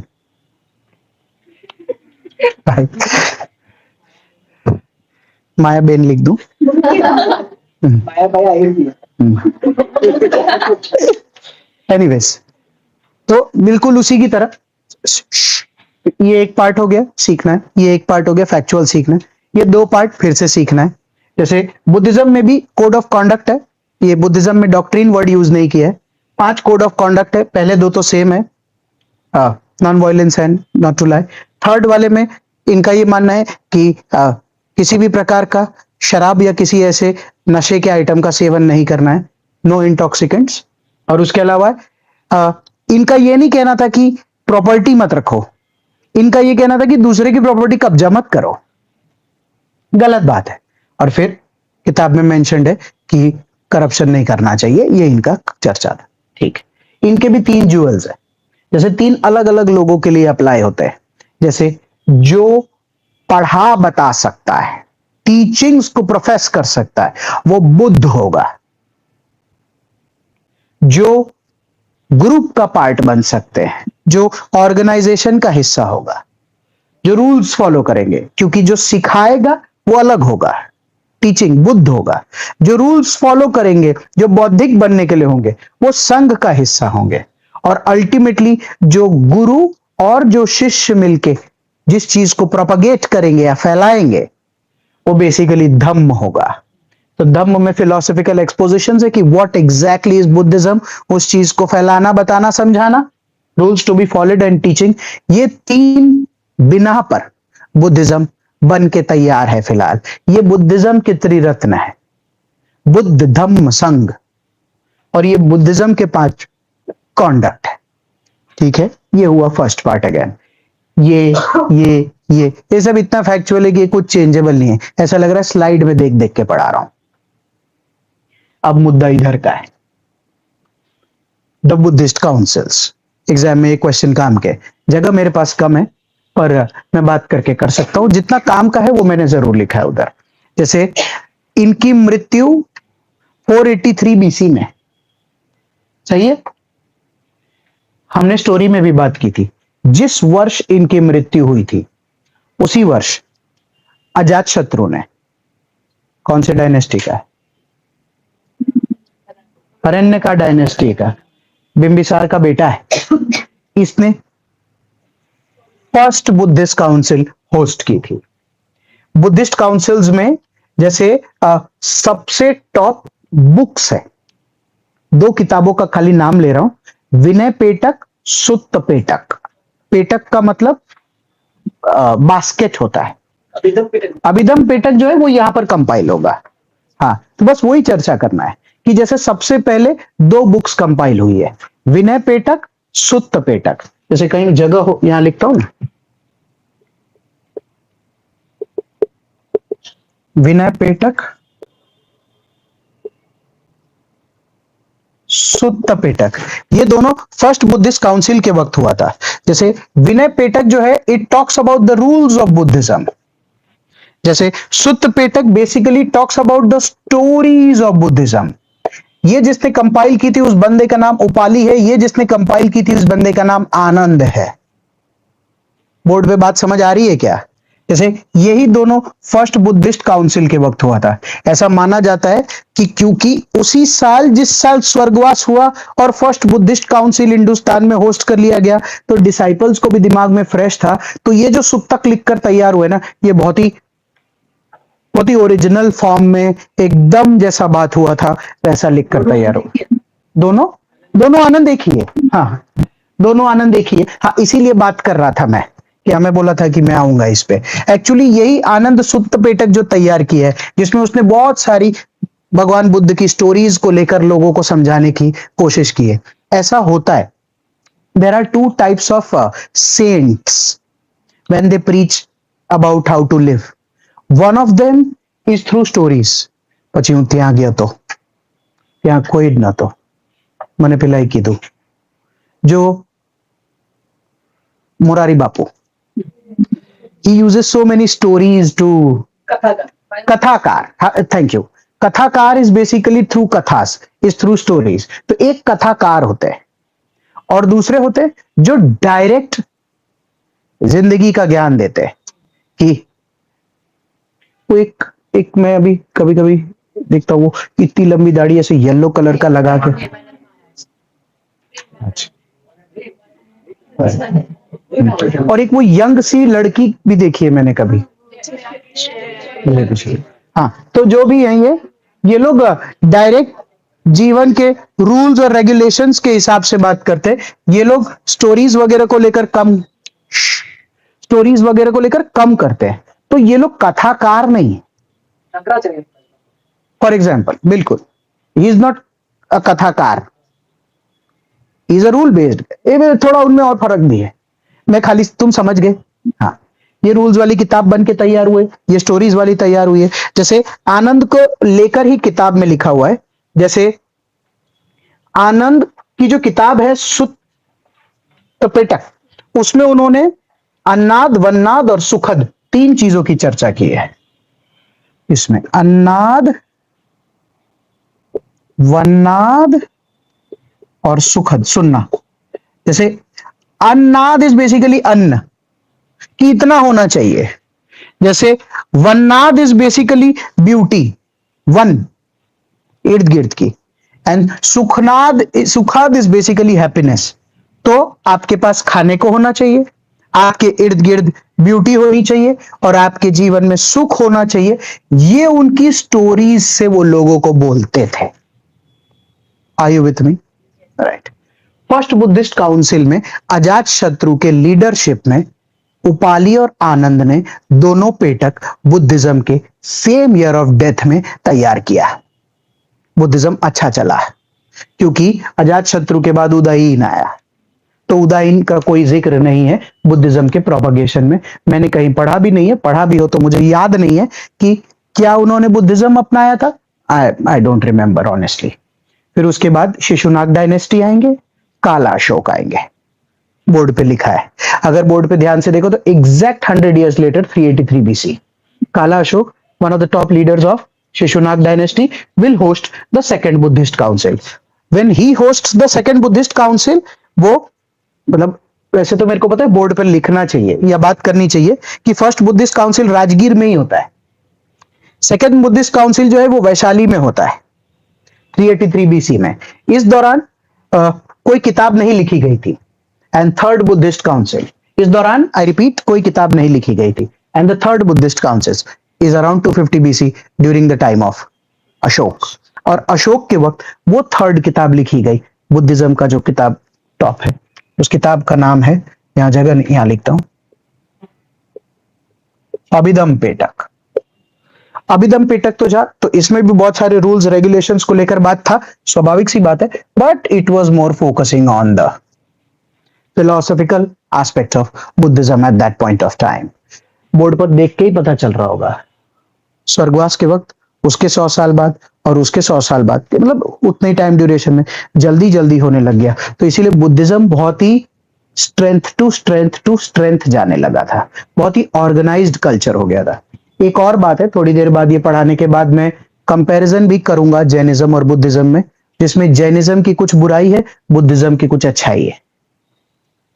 क्योंकि भगवान बुद्ध का कुछ कुछ आर्टिकुलेट पार्ट थोड़ा ज्यादा आर्टिकुलेट था उस टाइम पीरियड के हिसाब से। मैं तो तब था नहीं, किताब से मुझे भी समझ आ रहा है। Other argument is that the book was written to deride existing religions which are there. Buddhism is not existing in here right now. There is no harm in praising it because it won't hamper our secular structure. That's also there. That's also there. जैसे उसी को लेकर, Buddhism को लेकर खाली एक बात रह गई, सॉरी, यहां पर जैसे फर्स्ट सेंचुरी एडी की जो फोर्थ बुद्धिस्ट काउंसिल होगा, मैं अभी उसके बारे में ज्यादा नहीं बात कर सकता, पर कुछ बात करके छोड़ता हूं। नहीं है ना उसी टाइम। हाँ, ऐसा हो सकता है, बट जिसकी होती है उसकी भी तारीफ करते हैं। हाँ, मैं तो क्या बात कर रहा हूं, उस टाइम पीरियड के बुद्धिज्म की, जैसे कुछ चीज अपने एनसीईआरटी बेस्ड है, थोड़ा बहुत इधर उधर की किताबें पढ़ी तो थोड़ा समझ आया कि अच्छा क्या है। तो कैसा है कि बुद्धिज्म में ही 4 बुद्धिस्ट काउंसिल का होना, उसी टाइम पर किताबें लिखे जाना, अशोक जैसा कोई बंदा उसका सबसे बड़ा प्रोपोनेंट मतलब प्रोपगेटर बनना, धर्म महामात्रास के थ्रू पूरे वर्ल्ड में उसको फैलाना। फिर उसके बाद भी Kanishka, he is not an Indian, बाहर के लीनिएज के हैं बट बिकम्स इंडियन। तो इन्होंने फर्स्ट सेंचुरी एडी में, अभी स्टोरी पढ़ाई नहीं है तो इसीलिए बात नहीं कर सकता, बट इस टाइम पीरियड में फर्स्ट सेंचुरी एडी में बुद्धिज्म 2 पार्ट में स्प्लिट हो जाएगा, महायान बुद्धिज्म और हीनयान बुद्धिज्म। बट फिर भी बुद्धिज्म बरकरार तो रहेगा। फेयर? तो ये 4 बुद्धिस्ट काउंसिल्स के वक्त ये काम होगा। और अब मुझे ये देखना, फिर बोर्ड पे बात करता हूं, ये फैक्ट फैक्ट फैक्ट फैक्ट, कुछ टीचिंग्स ऑफ बुद्धिज्म। जैसे टीचिंग्स ऑफ बुद्धिज्म में 2 चीजें किसी भी स्टूडेंट को बहुत ही अच्छे से पढ़ना पड़ता है। एक, वो यहां पर किसी 4 आइटम को लेकर बात करते हैं और यहां पर किसी 8 चीज को लेकर बात करते हैं। इसी की वजह से मुझे लगता है कि उनकी टीचिंग बहुत ही क्लियर कट हो देती है। जैसे उन्होंने जो 4 चीजों को लेकर बात किया था, उसमें उन्होंने बोला था इन 4 चीजों को बोलते हैं 4 नोबल ट्रूथ्स। क्लियर लेवल पर बोला था ये 4 नोबल ट्रूथ है। हमने बोला बताइए प्रभु, तो बोला first, the world is full of sorrows, इस दुनिया में दुख ही दुख है। सही है, सच है। फिर बोला कि दूसरा, इस दुनिया में जो दुख है उस दुख के पीछे का कारण है डिजायर। पाने की इच्छा से दुख उत्पन्न होता है। ये भी ठीक है। फिर थर्ड उन्होंने बोला कि ये जो डिजायर है उसको किल कर दो, थर्ड नोबल ट्रूथ। और फोर्थ बोला कि आपको निर्वाण प्राप्ति हो जाएगी and you can for sure become free from the cycle of birth and rebirth and attain Mahaparinirvana. ऐसा बोलते हैं कि अपने सरमन में धर्म चक्र प्रवर्तन में उन्होंने ये 4 नोबल ट्रूथ्स के बारे में बात की थी। आई एम श्योर वो पांचों लड़कों ने उनसे यही पूछा होगा, कैसे? The world is full of sorrows, the reason is desire, get rid of the desire. और ये बन जा प्रभु, हम तो आपसे मिलना भी हमारे डिजायर का हिस्सा है, तो उससे हम कैसे वो हो? तो उन्होंने एक 8 फोल्ड पाथ बताया था।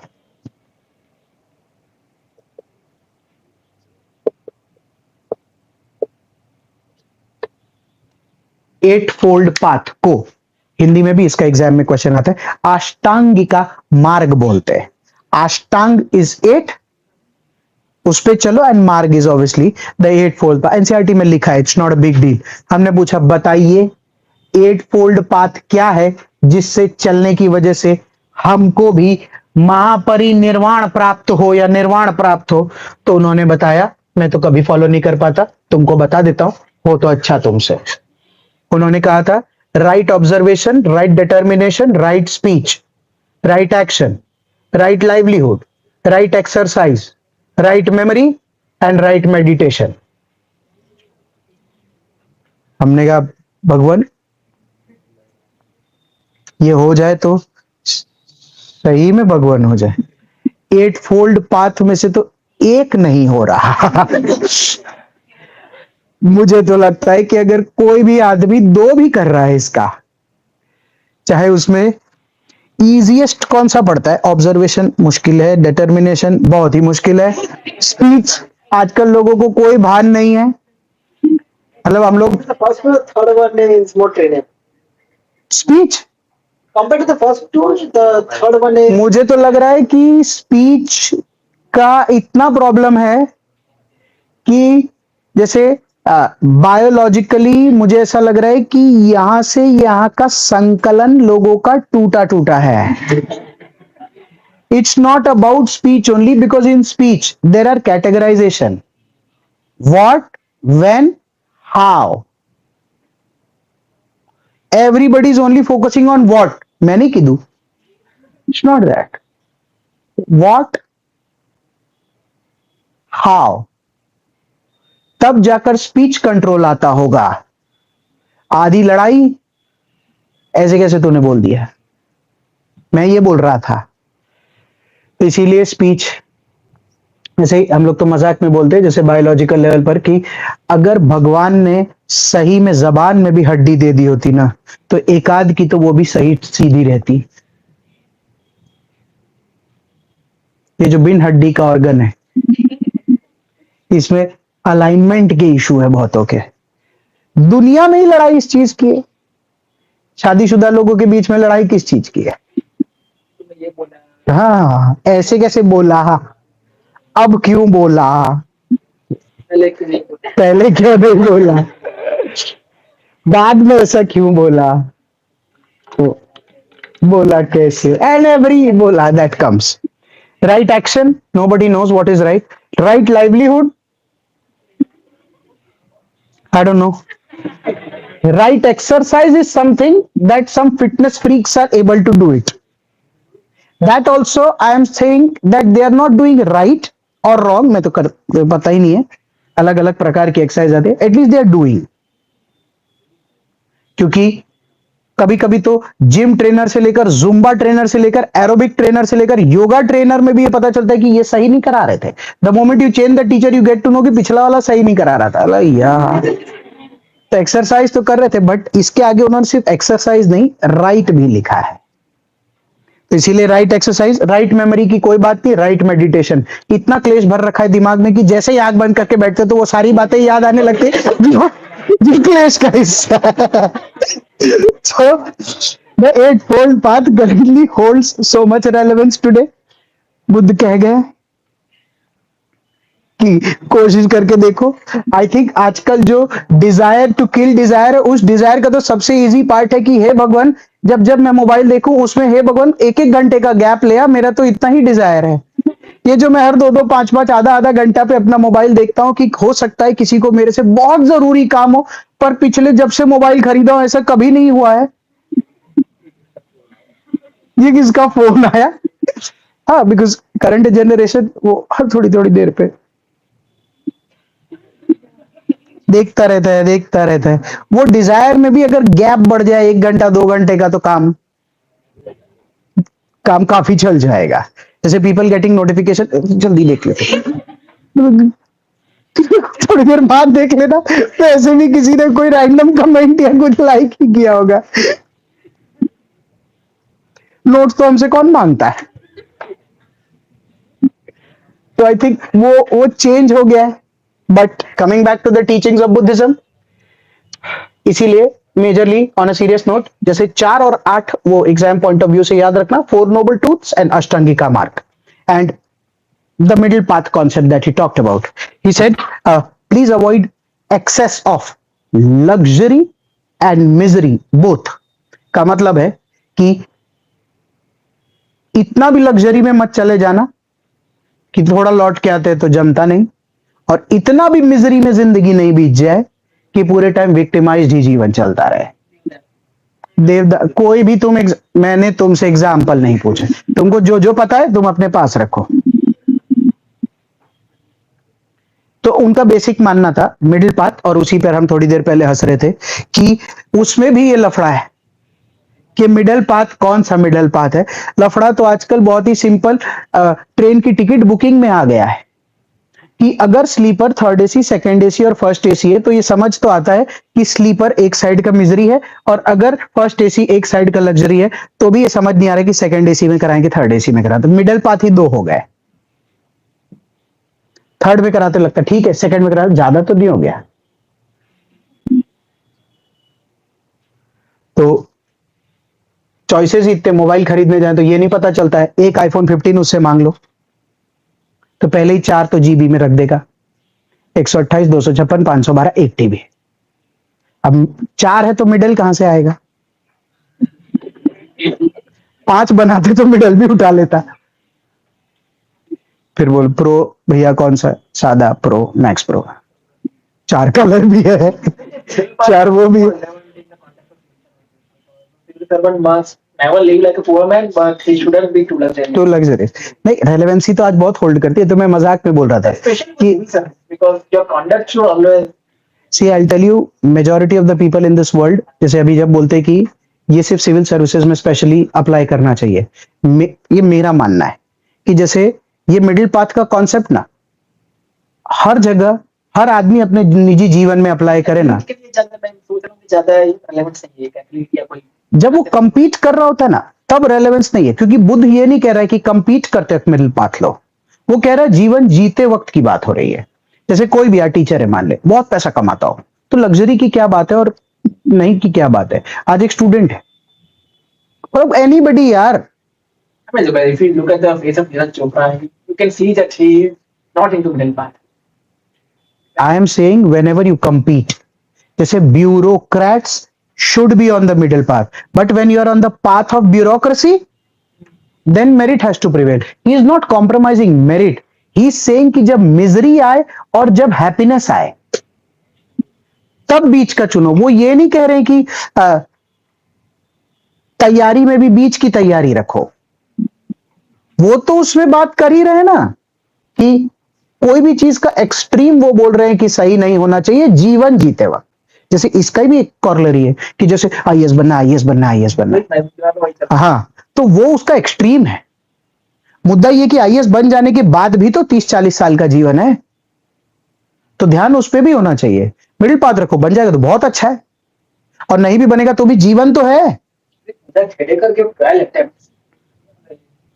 I think he was a narcissist because nobody would tolerate 12 attempts. हाँ exactly, As he was so narcissistic, she couldn't even control herself in the probation period. बिल्कुल ऐसा ही होता है कि वो एक्सट्रीम हो जाता है। जैसे वो यही बोल रहा है कि पूजा खेड़कर है, उन्होंने 12 अटेम्प्ट लिए। 12 अटेम्प्ट लेना मतलब एक्सट्रीम होगा, ऑब्सेशन होगा, और उस ऑब्सेशन को पा लेने के बाद जब उनका यूपीएससी क्वालिफाई होता है तो आई थिंक वो सिस्टम में गए होंगे, तो उसी एक्सट्रीम का एक वेंट होगा, मैं बन गई हूं। तो अगर दोनों केसेस में आई am just saying middle part, हाँ मतलब प्रोबेशन के पीरियड में भी उनको लग रहा था कि मैं आईएएस हूं, तो जो 12 लेगा उसी को, सिर्फ उसी को यह पता चल सकता है कि कितनी शिद्दत लगी होगी पाने में। तो जब वो हाथ आता होगा तो आदमी सोचता होगा अब मैं इससे रिलेटेड जितना है इसका सारा मोह या प्लस जो भी इसके साथ आते सब भोग लूं, मेरा है ये। वो तो होता ही है, अच्छे अच्छे किताबों में लिखा है कि जब लोग शिव के लिए वो करते हैं, या रावण ने जब शिव की आराधना की थी और आया था तो बोला था कि सब चाहिए मुझे। तो जब तुम किसी भी चीज के लिए बहुत शिद्दत हो जाता है, आई थिंक वो मिलता होगा तो आदमी एकदम हो जाता होगा। मेरे साथ तो ऐसा बहुत जगहों पर नहीं हुआ है, तो इसीलिए मैं जानता नहीं कि किसी चीज का एक्सट्रीमिटी क्या होता है। अपने को लगता है ठीक है, कोई बात नहीं, देखी जाए, अपना अपना स्वभाव भी होता है, या तो बस अपने पढ़ रहे। खैर, anyways, moving ahead with the teachings, the best part comparing to Jainism, he did not recognize the existence of God. He increased women participation in Buddhism. He condemned the Varna system very, very clearly. He said, if at all you have to fight evil, it is to be done by goodness. And if you have to fight hatred, it is to be done by love. उस दौरान पाली language का इस्तेमाल हुआ, धीरे धीरे इसका propagation हुआ और बुद्धिज्म की teachings all over the world फैलती चली गई। टीचिंग्स ऑफ बुद्धिज्म में और ऐसा कुछ भी खास नहीं है, हाँ मेन ये दोनों ही चीजें खास है। बाकी 99% of the times exam hall में अगर 5 लाइन टीचिंग्स ऑफ बुद्धिज्म या जैनिज्म में पूछी होती है तो अपने को समझ आता है कि ये टीचिंग का पार्ट तो हो सकता है। कोई भी सद्भावना या कोई भी ग्राउंड रूटेड बात है, वो फैक्चुअल लेवल पर पता होना चाहिए। मेन तो वही था, अष्टांगिका मार्ग वाला। अब इसके बाद जैसे रीजंस फॉर डिक्लाइन, स्टोरी है इसकी। जैसे रीजंस फॉर डिक्लाइन में देखो, ये जो रॉयल पेट्रनेज मिलता है ना, तो बहुत सारे विहार बन के मिलने लग गए थे मॉन्क्स को। मॉन्क्स जो साधु होते जैन साधु, तो ना पहले इनको बोला गया था पाली लैंग्वेज का इस्तेमाल करना है। मॉन्क्स धीरे धीरे महल टाइप के एरियाज में रहने लगे। मॉन्क्स धीरे धीरे अपने आप को संस्कृत सेंट्स की तरह समझने लगे, तो इसीलिए बुद्धिज्म के टेक्स्ट्स और बुद्धिज्म की बातें संस्कृत में होने लगी। अपने आप को सुपीरियर समझने लगे, पब्लिक से कट होने लगे। आराधना कर रहे हैं तो संबोधित नहीं कर रहे थे। जैसे जैन धर्म में आप ज्यादातर गुरुओं को देखेंगे तो वो संबोधित करते हैं ना, in English it is to address people. जैसे you will not see Buddhist शिविर्स टेकिंग प्लेस।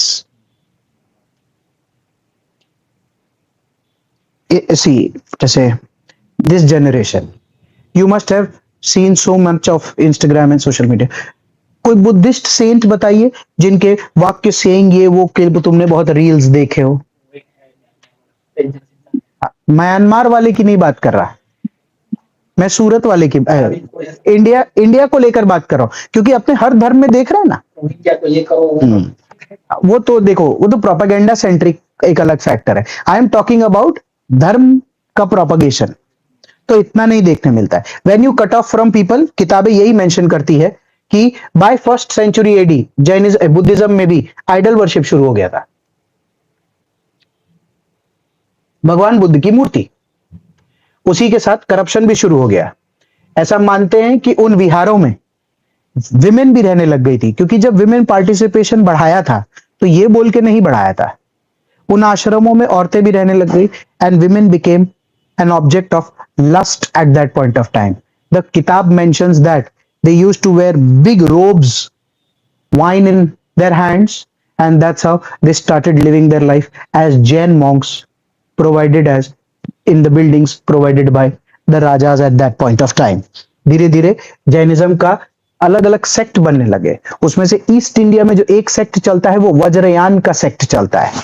वज्रयान जो है वो तांत्रिक कॉन्सेप्ट को फॉलो करता है। उसी टाइम पीरियड में विमेन पार्टिसिपेशन इंक्लूड करने के लिए बोला था। तो ना साउथ इंडिया और इधर उधर के एरियाज में कुछ लोग फीमेल बुद्धिस्ट गॉड तारा को मानने लगे। फिर उसके बाद हीनयान महायान तो हुआ ही, तो पहले जैनिज्म टूटता है, फिर उसके बाद तांत्रिक इन्फ्लुएंस आता है, तो लोगों का सद्भावना टूटता है, क्योंकि भगवान बुद्ध तो तांत्रिज्म को लेकर कुछ बोल के नहीं गए थे। Tara being the new Buddhist female god is again, और फिर मूर्ति पूजन और ये सारी चीजें और करप्शन वगैरह वगैरह गेम को गंद करने लग गए। किताब ये मेंशन करता है कि जब टर्किश लोग हिंदुस्तान की तरफ बढ़ने का सोच रहे थे ना, 5th और 6th सेंचुरी एडी में, पैसे के लिए, इमेजिन, वो राजा के रजवाड़ों के कुबेर के खजाने को टारगेट नहीं कर रहे थे, वो जैन मोनास्ट्रीज के, बुद्धिस्ट मोनास्ट्रीज के कुबेर खजानों को टारगेट कर रहे थे।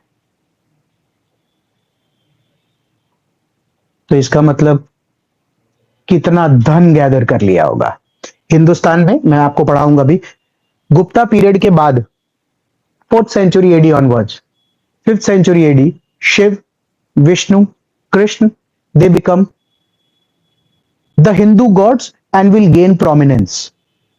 4th सेंचुरी और 5th सेंचुरी एडी में पहली बार ऐसा होगा कि हिंदुस्तान में मंदिर बनके तैयार होना शुरू होंगे। तब जब हिंदुस्तान में इन गुरुओं के मंदिर, भगवानों के मंदिर बनके तैयार होना शुरू होंगे, तो बुद्धिज्म के एग्जिस्टेंस पे क्वेश्चन आने लगेगा, क्योंकि फॉलोअर तो पॉपुलेशन में उतने ही होंगे ना। तो लोग बोलेंगे तू कौन है फॉलो कर सके, तो कोई शिव जाएगा, कोई विष्णु जाएगा, कोई राम जाएगा, कोई कहीं भी जाएगा, उनके मंदिर बनने शुरू होंगे। तो पॉपुलैरिटी ऑफ बुद्धिज्म तो डाउन हो गई। तब ऐसा था कि उस पेट्रनेज में 4th, 5th और 6th सेंचुरी में अच्छे अच्छे राजाओं ने बुद्धिज्म को पेट्रनेज या तवज्जुक नहीं दिया। तब तो बल्कि ऐसा लिखा है कि कुछ कुछ राजा तो ऐसे थे जिन्होंने बुद्धिज्म के प्रोपगेशन को रोका। एक बंदा है, बात करूंगा, शशांक करके, वो एक सल्तनत का मालिक राजा बनेगा, गौड़ा सेक्ट, वेस्ट बंगाल में।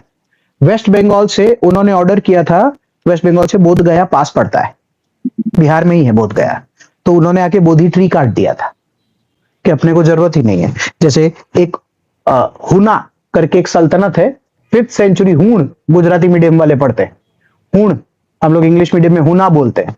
दैट हुना सल्तनत के पीपल में, जैसे मिहिर कुला, when he enters India at that point of time, उस टाइम पीरियड में he will make sure that he kills Buddhists at that point of time। करते करते खुद बुद्धिज्म के सेंट्स, राजाओं का बुद्धिज्म पे ध्यान नहीं देना, विदेशियों का बुद्धिज्म पे वार, हिंदुस्तानी राजाओं का बुद्धिज्म का प्रोपगेशन नहीं करना, करते करते एक ऐसा टाइम पीरियड आया था जब बुद्धिज्म डाउनफॉल की तरफ जाने लगा। ऐसा बोलते कि 12th सेंचुरी एडी तक हिंदुस्तान में बुद्धिज्म ठीक खेल रहा था, फिर 16-17 सेंचुरी में उठा, तो 21st सेंचुरी तक इतना कैपिटलाइज अभी नहीं कर पाया जितना जैनिज्म सस्टेन कर गया। ऐसा तो ये दोनों धर्मों के बीच में कुछ कुछ फैक्चुअल चीजें हैं जो हमको काम आती है। अब जैसे 3 किताब में इतना मेंशन नहीं है, बट अपने को पता होना चाहिए। जैसे Buddhism always sought royal patronage. Whenever they lost royal patronage, they lost the game. Jainism mostly survived on merchant patronage. And it still survives on the merchant patronage. So when you survive merchant, because whatever the royalty is, you always want merchant. Yes. So they survived in Mughal era, they survived in British era. ऐसा ही बोलते हैं, ये सही बोल रहा है। जैसे मैं सोचा था कि मॉडर्न इंडिया में बात करूंगा, ये क्या बोल रहा है, जैसे बुद्धिज्म, जैनिज्म, जैसे Buddhism always survived on royal patronages, का मतलब है कि कभी भी कोई भी रजवाड़ा आया और उस रजवाड़े ने बुद्धिज्म को अगर संभाला तो बुद्धिज्म उठा, फिर नहीं संभाला तो कॉमन मैन उतना बुद्धिस्ट नहीं हो रहा था, राजा प्रोपगेट कर रहे थे तो बुद्धिज्म चल रहा था। वेराज जैनिज्म में कैसा है कि जो मर्केंटाइल मतलब व्यापारी वर्ग जो है ना, वो जैनिज्म को सस्टेन कर रहा था, और व्यापार कभी मरता नहीं और व्यापारी कभी जाता नहीं, तो धीरे धीरे ये हेरिडिटरी होता चला गया। तो किसी राजा ने संभाला हो, कि किसी राजा ने सही संभाला। व्यापारी वर्ग खुद ही जैनिज्म को लंबे टाइम पीरियड तक संभाल लिया, इसीलिए इसने बहुत उतार चढ़ाव देखा, वेरएज जैनिज्म ने एक स्टेबल टाइम पीरियड इंडिया में देखा। और प्लस ऐसा लिखा है किताबों में कि इतना ज्यादा बुद्धिज्म में वहां भी लेके जाते, वहां भी लेके जाते, वहां भी लेके जाते कि अपने ही घर में गड्ढा हो गया। कुछ नहीं है जो डिफॉल्ट गांव गांव हिंदुइज्म का है। हाँ, मतलब हिंदुइज्म का रिएक्शन तो 5th 6th सेंचुरी में बाय डिफॉल्ट है ही गांव गांव। तो ऐसा तो था नहीं कि हिंदुस्तान में धर्म की कमी पड़ रही थी कि फिर कंपलसरी है रहना ही पड़ेगा। हिंदुइज्म तो अपने आप में प्रिवेल कर ही रहा था, और 5th 6th सेंचुरी एडी में तो वैसे भी कोई दिक्कत नहीं थी। जहां हिंदू धर्म में मंदिर बनने शुरू हुए ना, धर्म फुल रूप से इंटैक्ट हो गया, उसकी किसी भी प्रकार की कोई दिक्कत नहीं है। उसके बाद क्वेश्चन ही नहीं आया ना, शिव कैसे दिखते हैं वैसे, कृष्ण कैसे दिखते हैं ऐसे, विष्णु कैसे, उनकी फिर प्रतिमाओं से फिर वो घरों की फ्रेम में आने लगे, तो आदमी वहां रखने लगेगा, पेड़ में आने लगे, पत्थरों में आने लगे, करते करते वो प्रधान होता है। हाँ, वो प्रसाद वगैरह वो तो एक अलग बात है। मैं बोल रहा हूं कि उसके इर्द गिर्द तो चलेगा ही, पर जब घर आ जाता है वो, तो फिर घर से नहीं जाता है। अल्टीमेट गेम उसी चीज का है। एनीवेज, सो एक छोटा सा बात, जैसे what is the difference between Jainism and Buddhism. जैसे किताबों में यह माना जाता है कि बुद्धिज्म मॉडरेट मेथड्स पे था, जैनिज्म थोड़ा एक्सट्रीम मेथड्स पे था। जैसे आज भी ऐसा कुछ लोग बोलते हैं, मैं पूरी तरह श्योर नहीं हूं, that to live like a Buddhist monk is comparatively easier than that of a Jain monk.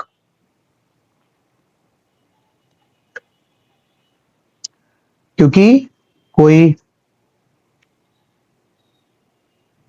As a mail, जैसे आज मैं सुबह शेव कर लिया था, अगर मेरी दाढ़ी कोई मेरे को हाथ से उखाड़ने बोल देता,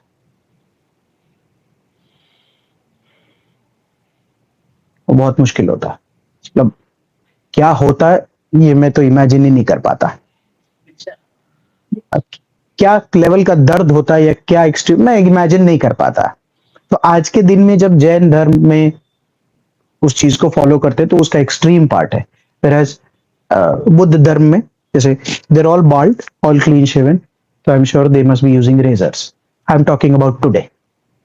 fasting is also fasting is in general there are lot of, इसीलिए जैनिज्म के अपने एक्सट्रीमिटीज हैं, और 21st सेंचुरी में तो बाकायदा है। दिगंबर्स कितना मुश्किल, वस्त्र आउटलोड है। हाँ, बाय लॉ आउटलॉड है, या फिर वस्त्रहीन होकर अपने धर्म का उस वक्त चैलेंज है। स्वामी आई थिंक सागर ही भी हरियाणा ऐसे ही डिड। सारी सर छोटी छोटी चीजें, ये तो ठीक है, पर बहुत सारी छोटी चीजें भी है कि जो टफ है, जैसे इलेक्ट्रिसिटी यूज नहीं करता, चप्पल यूज नहीं कर सकते। वही बोल रहा हूँ, इलेक्ट्रिसिटी का यूसेज नहीं, चप्पल का यूसेज। मैंने तो क्या है कि सोच रहा था तो मेरे को ये एग्जांपल याद आया अपने को लेकर, मैंने किया कि यार ये तो कितना डिफिकल्ट हो सकता होगा ऐसा। तो मॉडरेट मेथड्स प्लस, जैसे बुद्धिज्म डिफरेंसेस की अगर बात करें तो बुद्धिज्म फॉरेन लैंड्स में भी गया, बट जैनिज्म फॉरेन लैंड्स में नहीं गया, ये सेकंड डिफरेंस है। थर्ड ये, Buddhism condemned the varna system, Jainism did not exactly condemn the varna system. Buddhism clearly said that there is no God. Jainism said that there is God, but it exists below the जिना। ये एक फर्क है। Languages का फर्क है, Buddhism पाली में मानता है, जैनिज्म प्राकृत साइड में मानता है। बुद्धिज्म, अभी हम वही बात कर रहे थे, तो एक और डिफरेंस है। जैसे बुद्धिज्म ने इतना स्टेट पेट्रनेज नहीं, बुद्धिज्म ने स्टेट पेट्रनेज बहुत जीता, जैनिज्म को अपनी जिंदगी में इतना स्टेट पेट्रनेज नहीं मिला। ये मेन 7-8 कारण है जो जैनिज्म और बुद्धिज्म में फर्क है। अब एक एनालिटिकल सवाल बोर्ड पे, 600 BC है, सही है, बोर्ड पे देखना। इस टाइम पीरियड में वेद चल रहा था, ठीक है, किसी ने वेद को काटा और आगे बढ़ के बोला उपनिषद, ठीक है भाई। हमने पूछा कि और कोई, तो इन्हीं में से कुछ लोग निकले और कुछ ने बोला नो जैन, नो बुद्ध। तो हम क्या मानते हैं, क्या होना चाहिए था, और इसी को टेक्स्ट बुक बोलता है ब्राह्मणिकल, है ना। तो Jain and Buddha should have been clearly segregated out of the Brahmanical concept? The most obvious one is living on alms. भिक्षा दान पे जीना. जैन साधु, बुद्ध साधु, तो इस जगह पर जो ब्राह्मण थे, तो अल्टीमेटली 600 सेंचुरी के बाद 6 सेंचुरी के बाद 3 साधु हो गए. दान तीनों ही ले रहे हैं, बस तीनों की बात अलग है. So this became a very unique common aspect in India, but that realization was later in this country कि इनको भी दान देना पड़ेगा क्योंकि जैसे जैनिज्म मर्केंटाइल एक्टिविटी प्रमोट कर रहा है, पर जैन साधु व्यापार नहीं कर रहे. जैसे यहां ब्राह्मण है, वो व्यापार नहीं कर रहे, तो वो भी भिक्षा पे है, ये भी भिक्षा पे है, ये भी भिक्षा पे. ये कॉमन था इंडिया में उस टाइम पीरियड में. ऐसा किताब में लिखा है कि बाहर से जब लोग आते थे तो वो देखते थे अच्छा 3 अलग अलग, फिर वो पूछते थे कैसे अलग है, तो वो बोलते थे कि अलग कहां है, तीनों तो साधु जैसे ही दिख रहे हैं. तो नॉर्मल जो एक बंदे दान दे रहा है. बिल्कुल.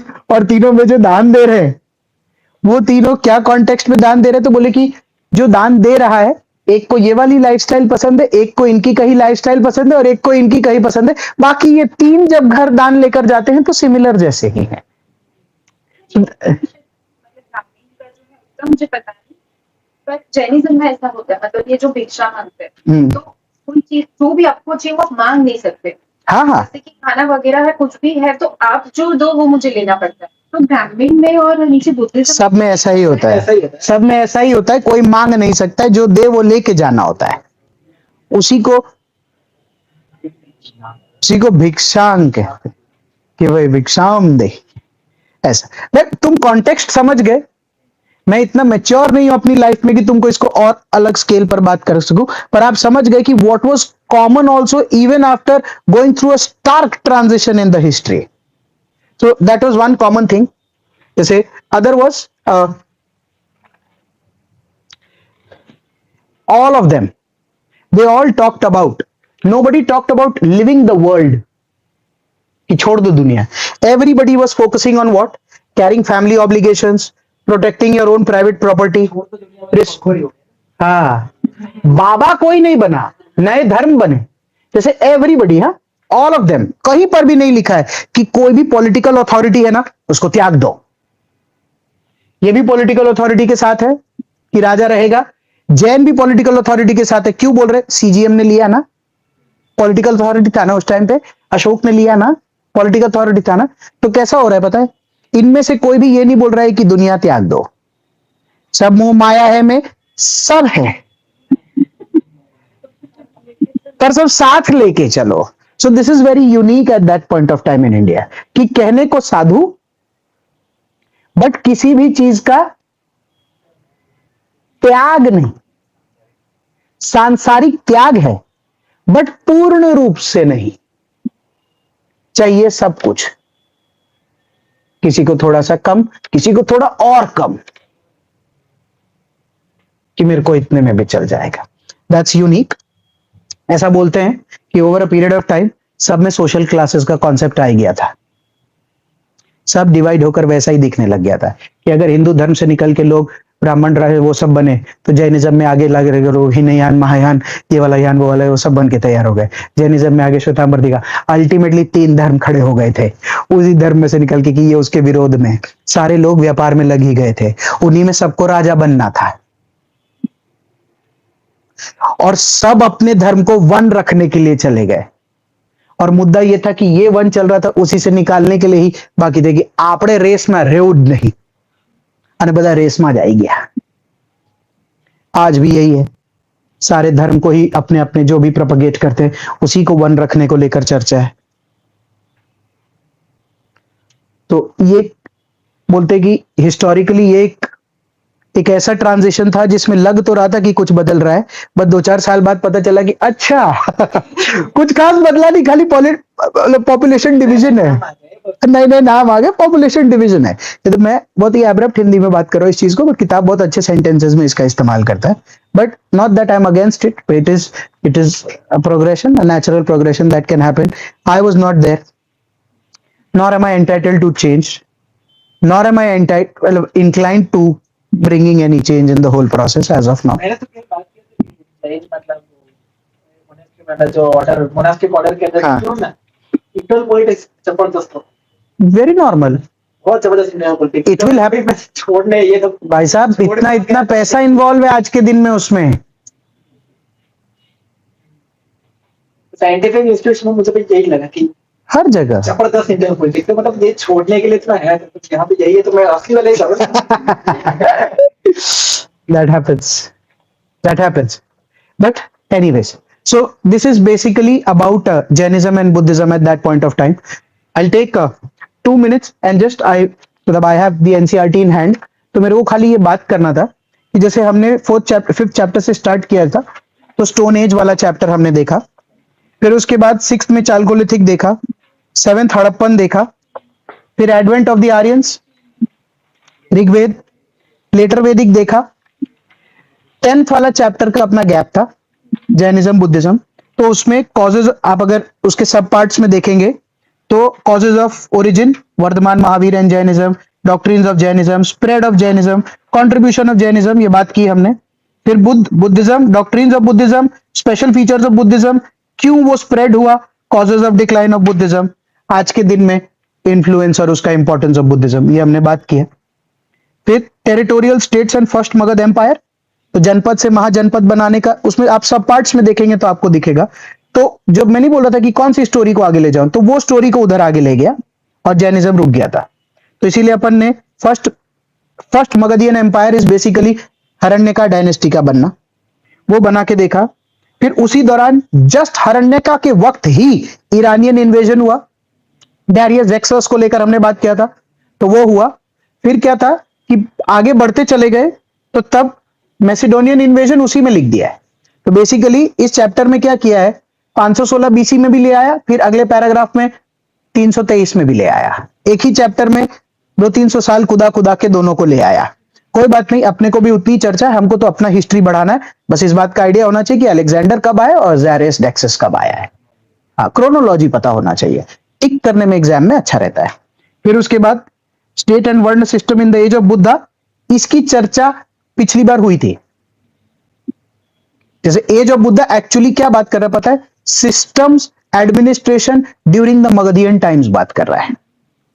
तो इंपीरियल था, आप अगर ध्यान से देखोगे तो मैंने एडमिनिस्ट्रेटिव सिस्टम, आर्मी, टैक्सेशन, ये सब चीजों को लेकर ऑर्डर्स, लेजिस्लेशन सब बात की है हमने।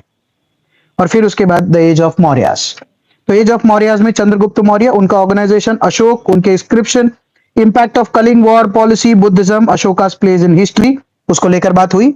और फिर एक चैप्टर जिसकी मैं बात कर रहा था, जिसमें मैंने 4 हेड्स में बात किया था कि एग्जाम में आता है, एक स्टेट कंट्रोल था, इकोनॉमिक एस्पेक्ट था, और एक आर्ट एंड आर्किटेक्चर वाला पार्ट था, जो मॉरियल्स स्टेट रूल एनालिसिस करके हमने एक चैप्टर देखा था। तो ये वाला चैप्टर हमने किया था।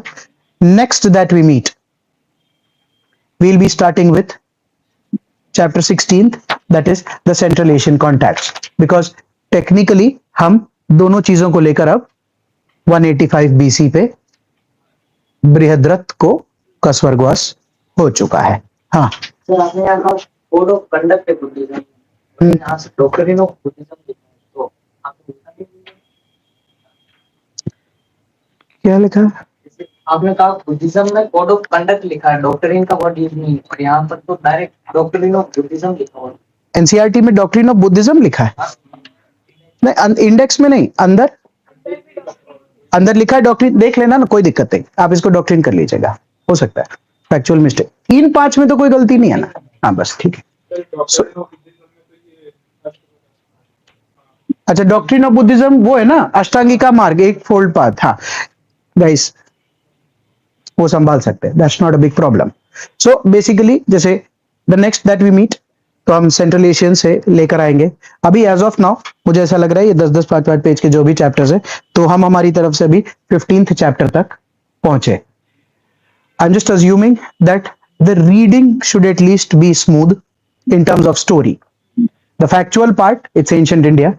It will take its own time. Not that we are entitled or we every day read or know about Chandragupta Maurya और अशोका.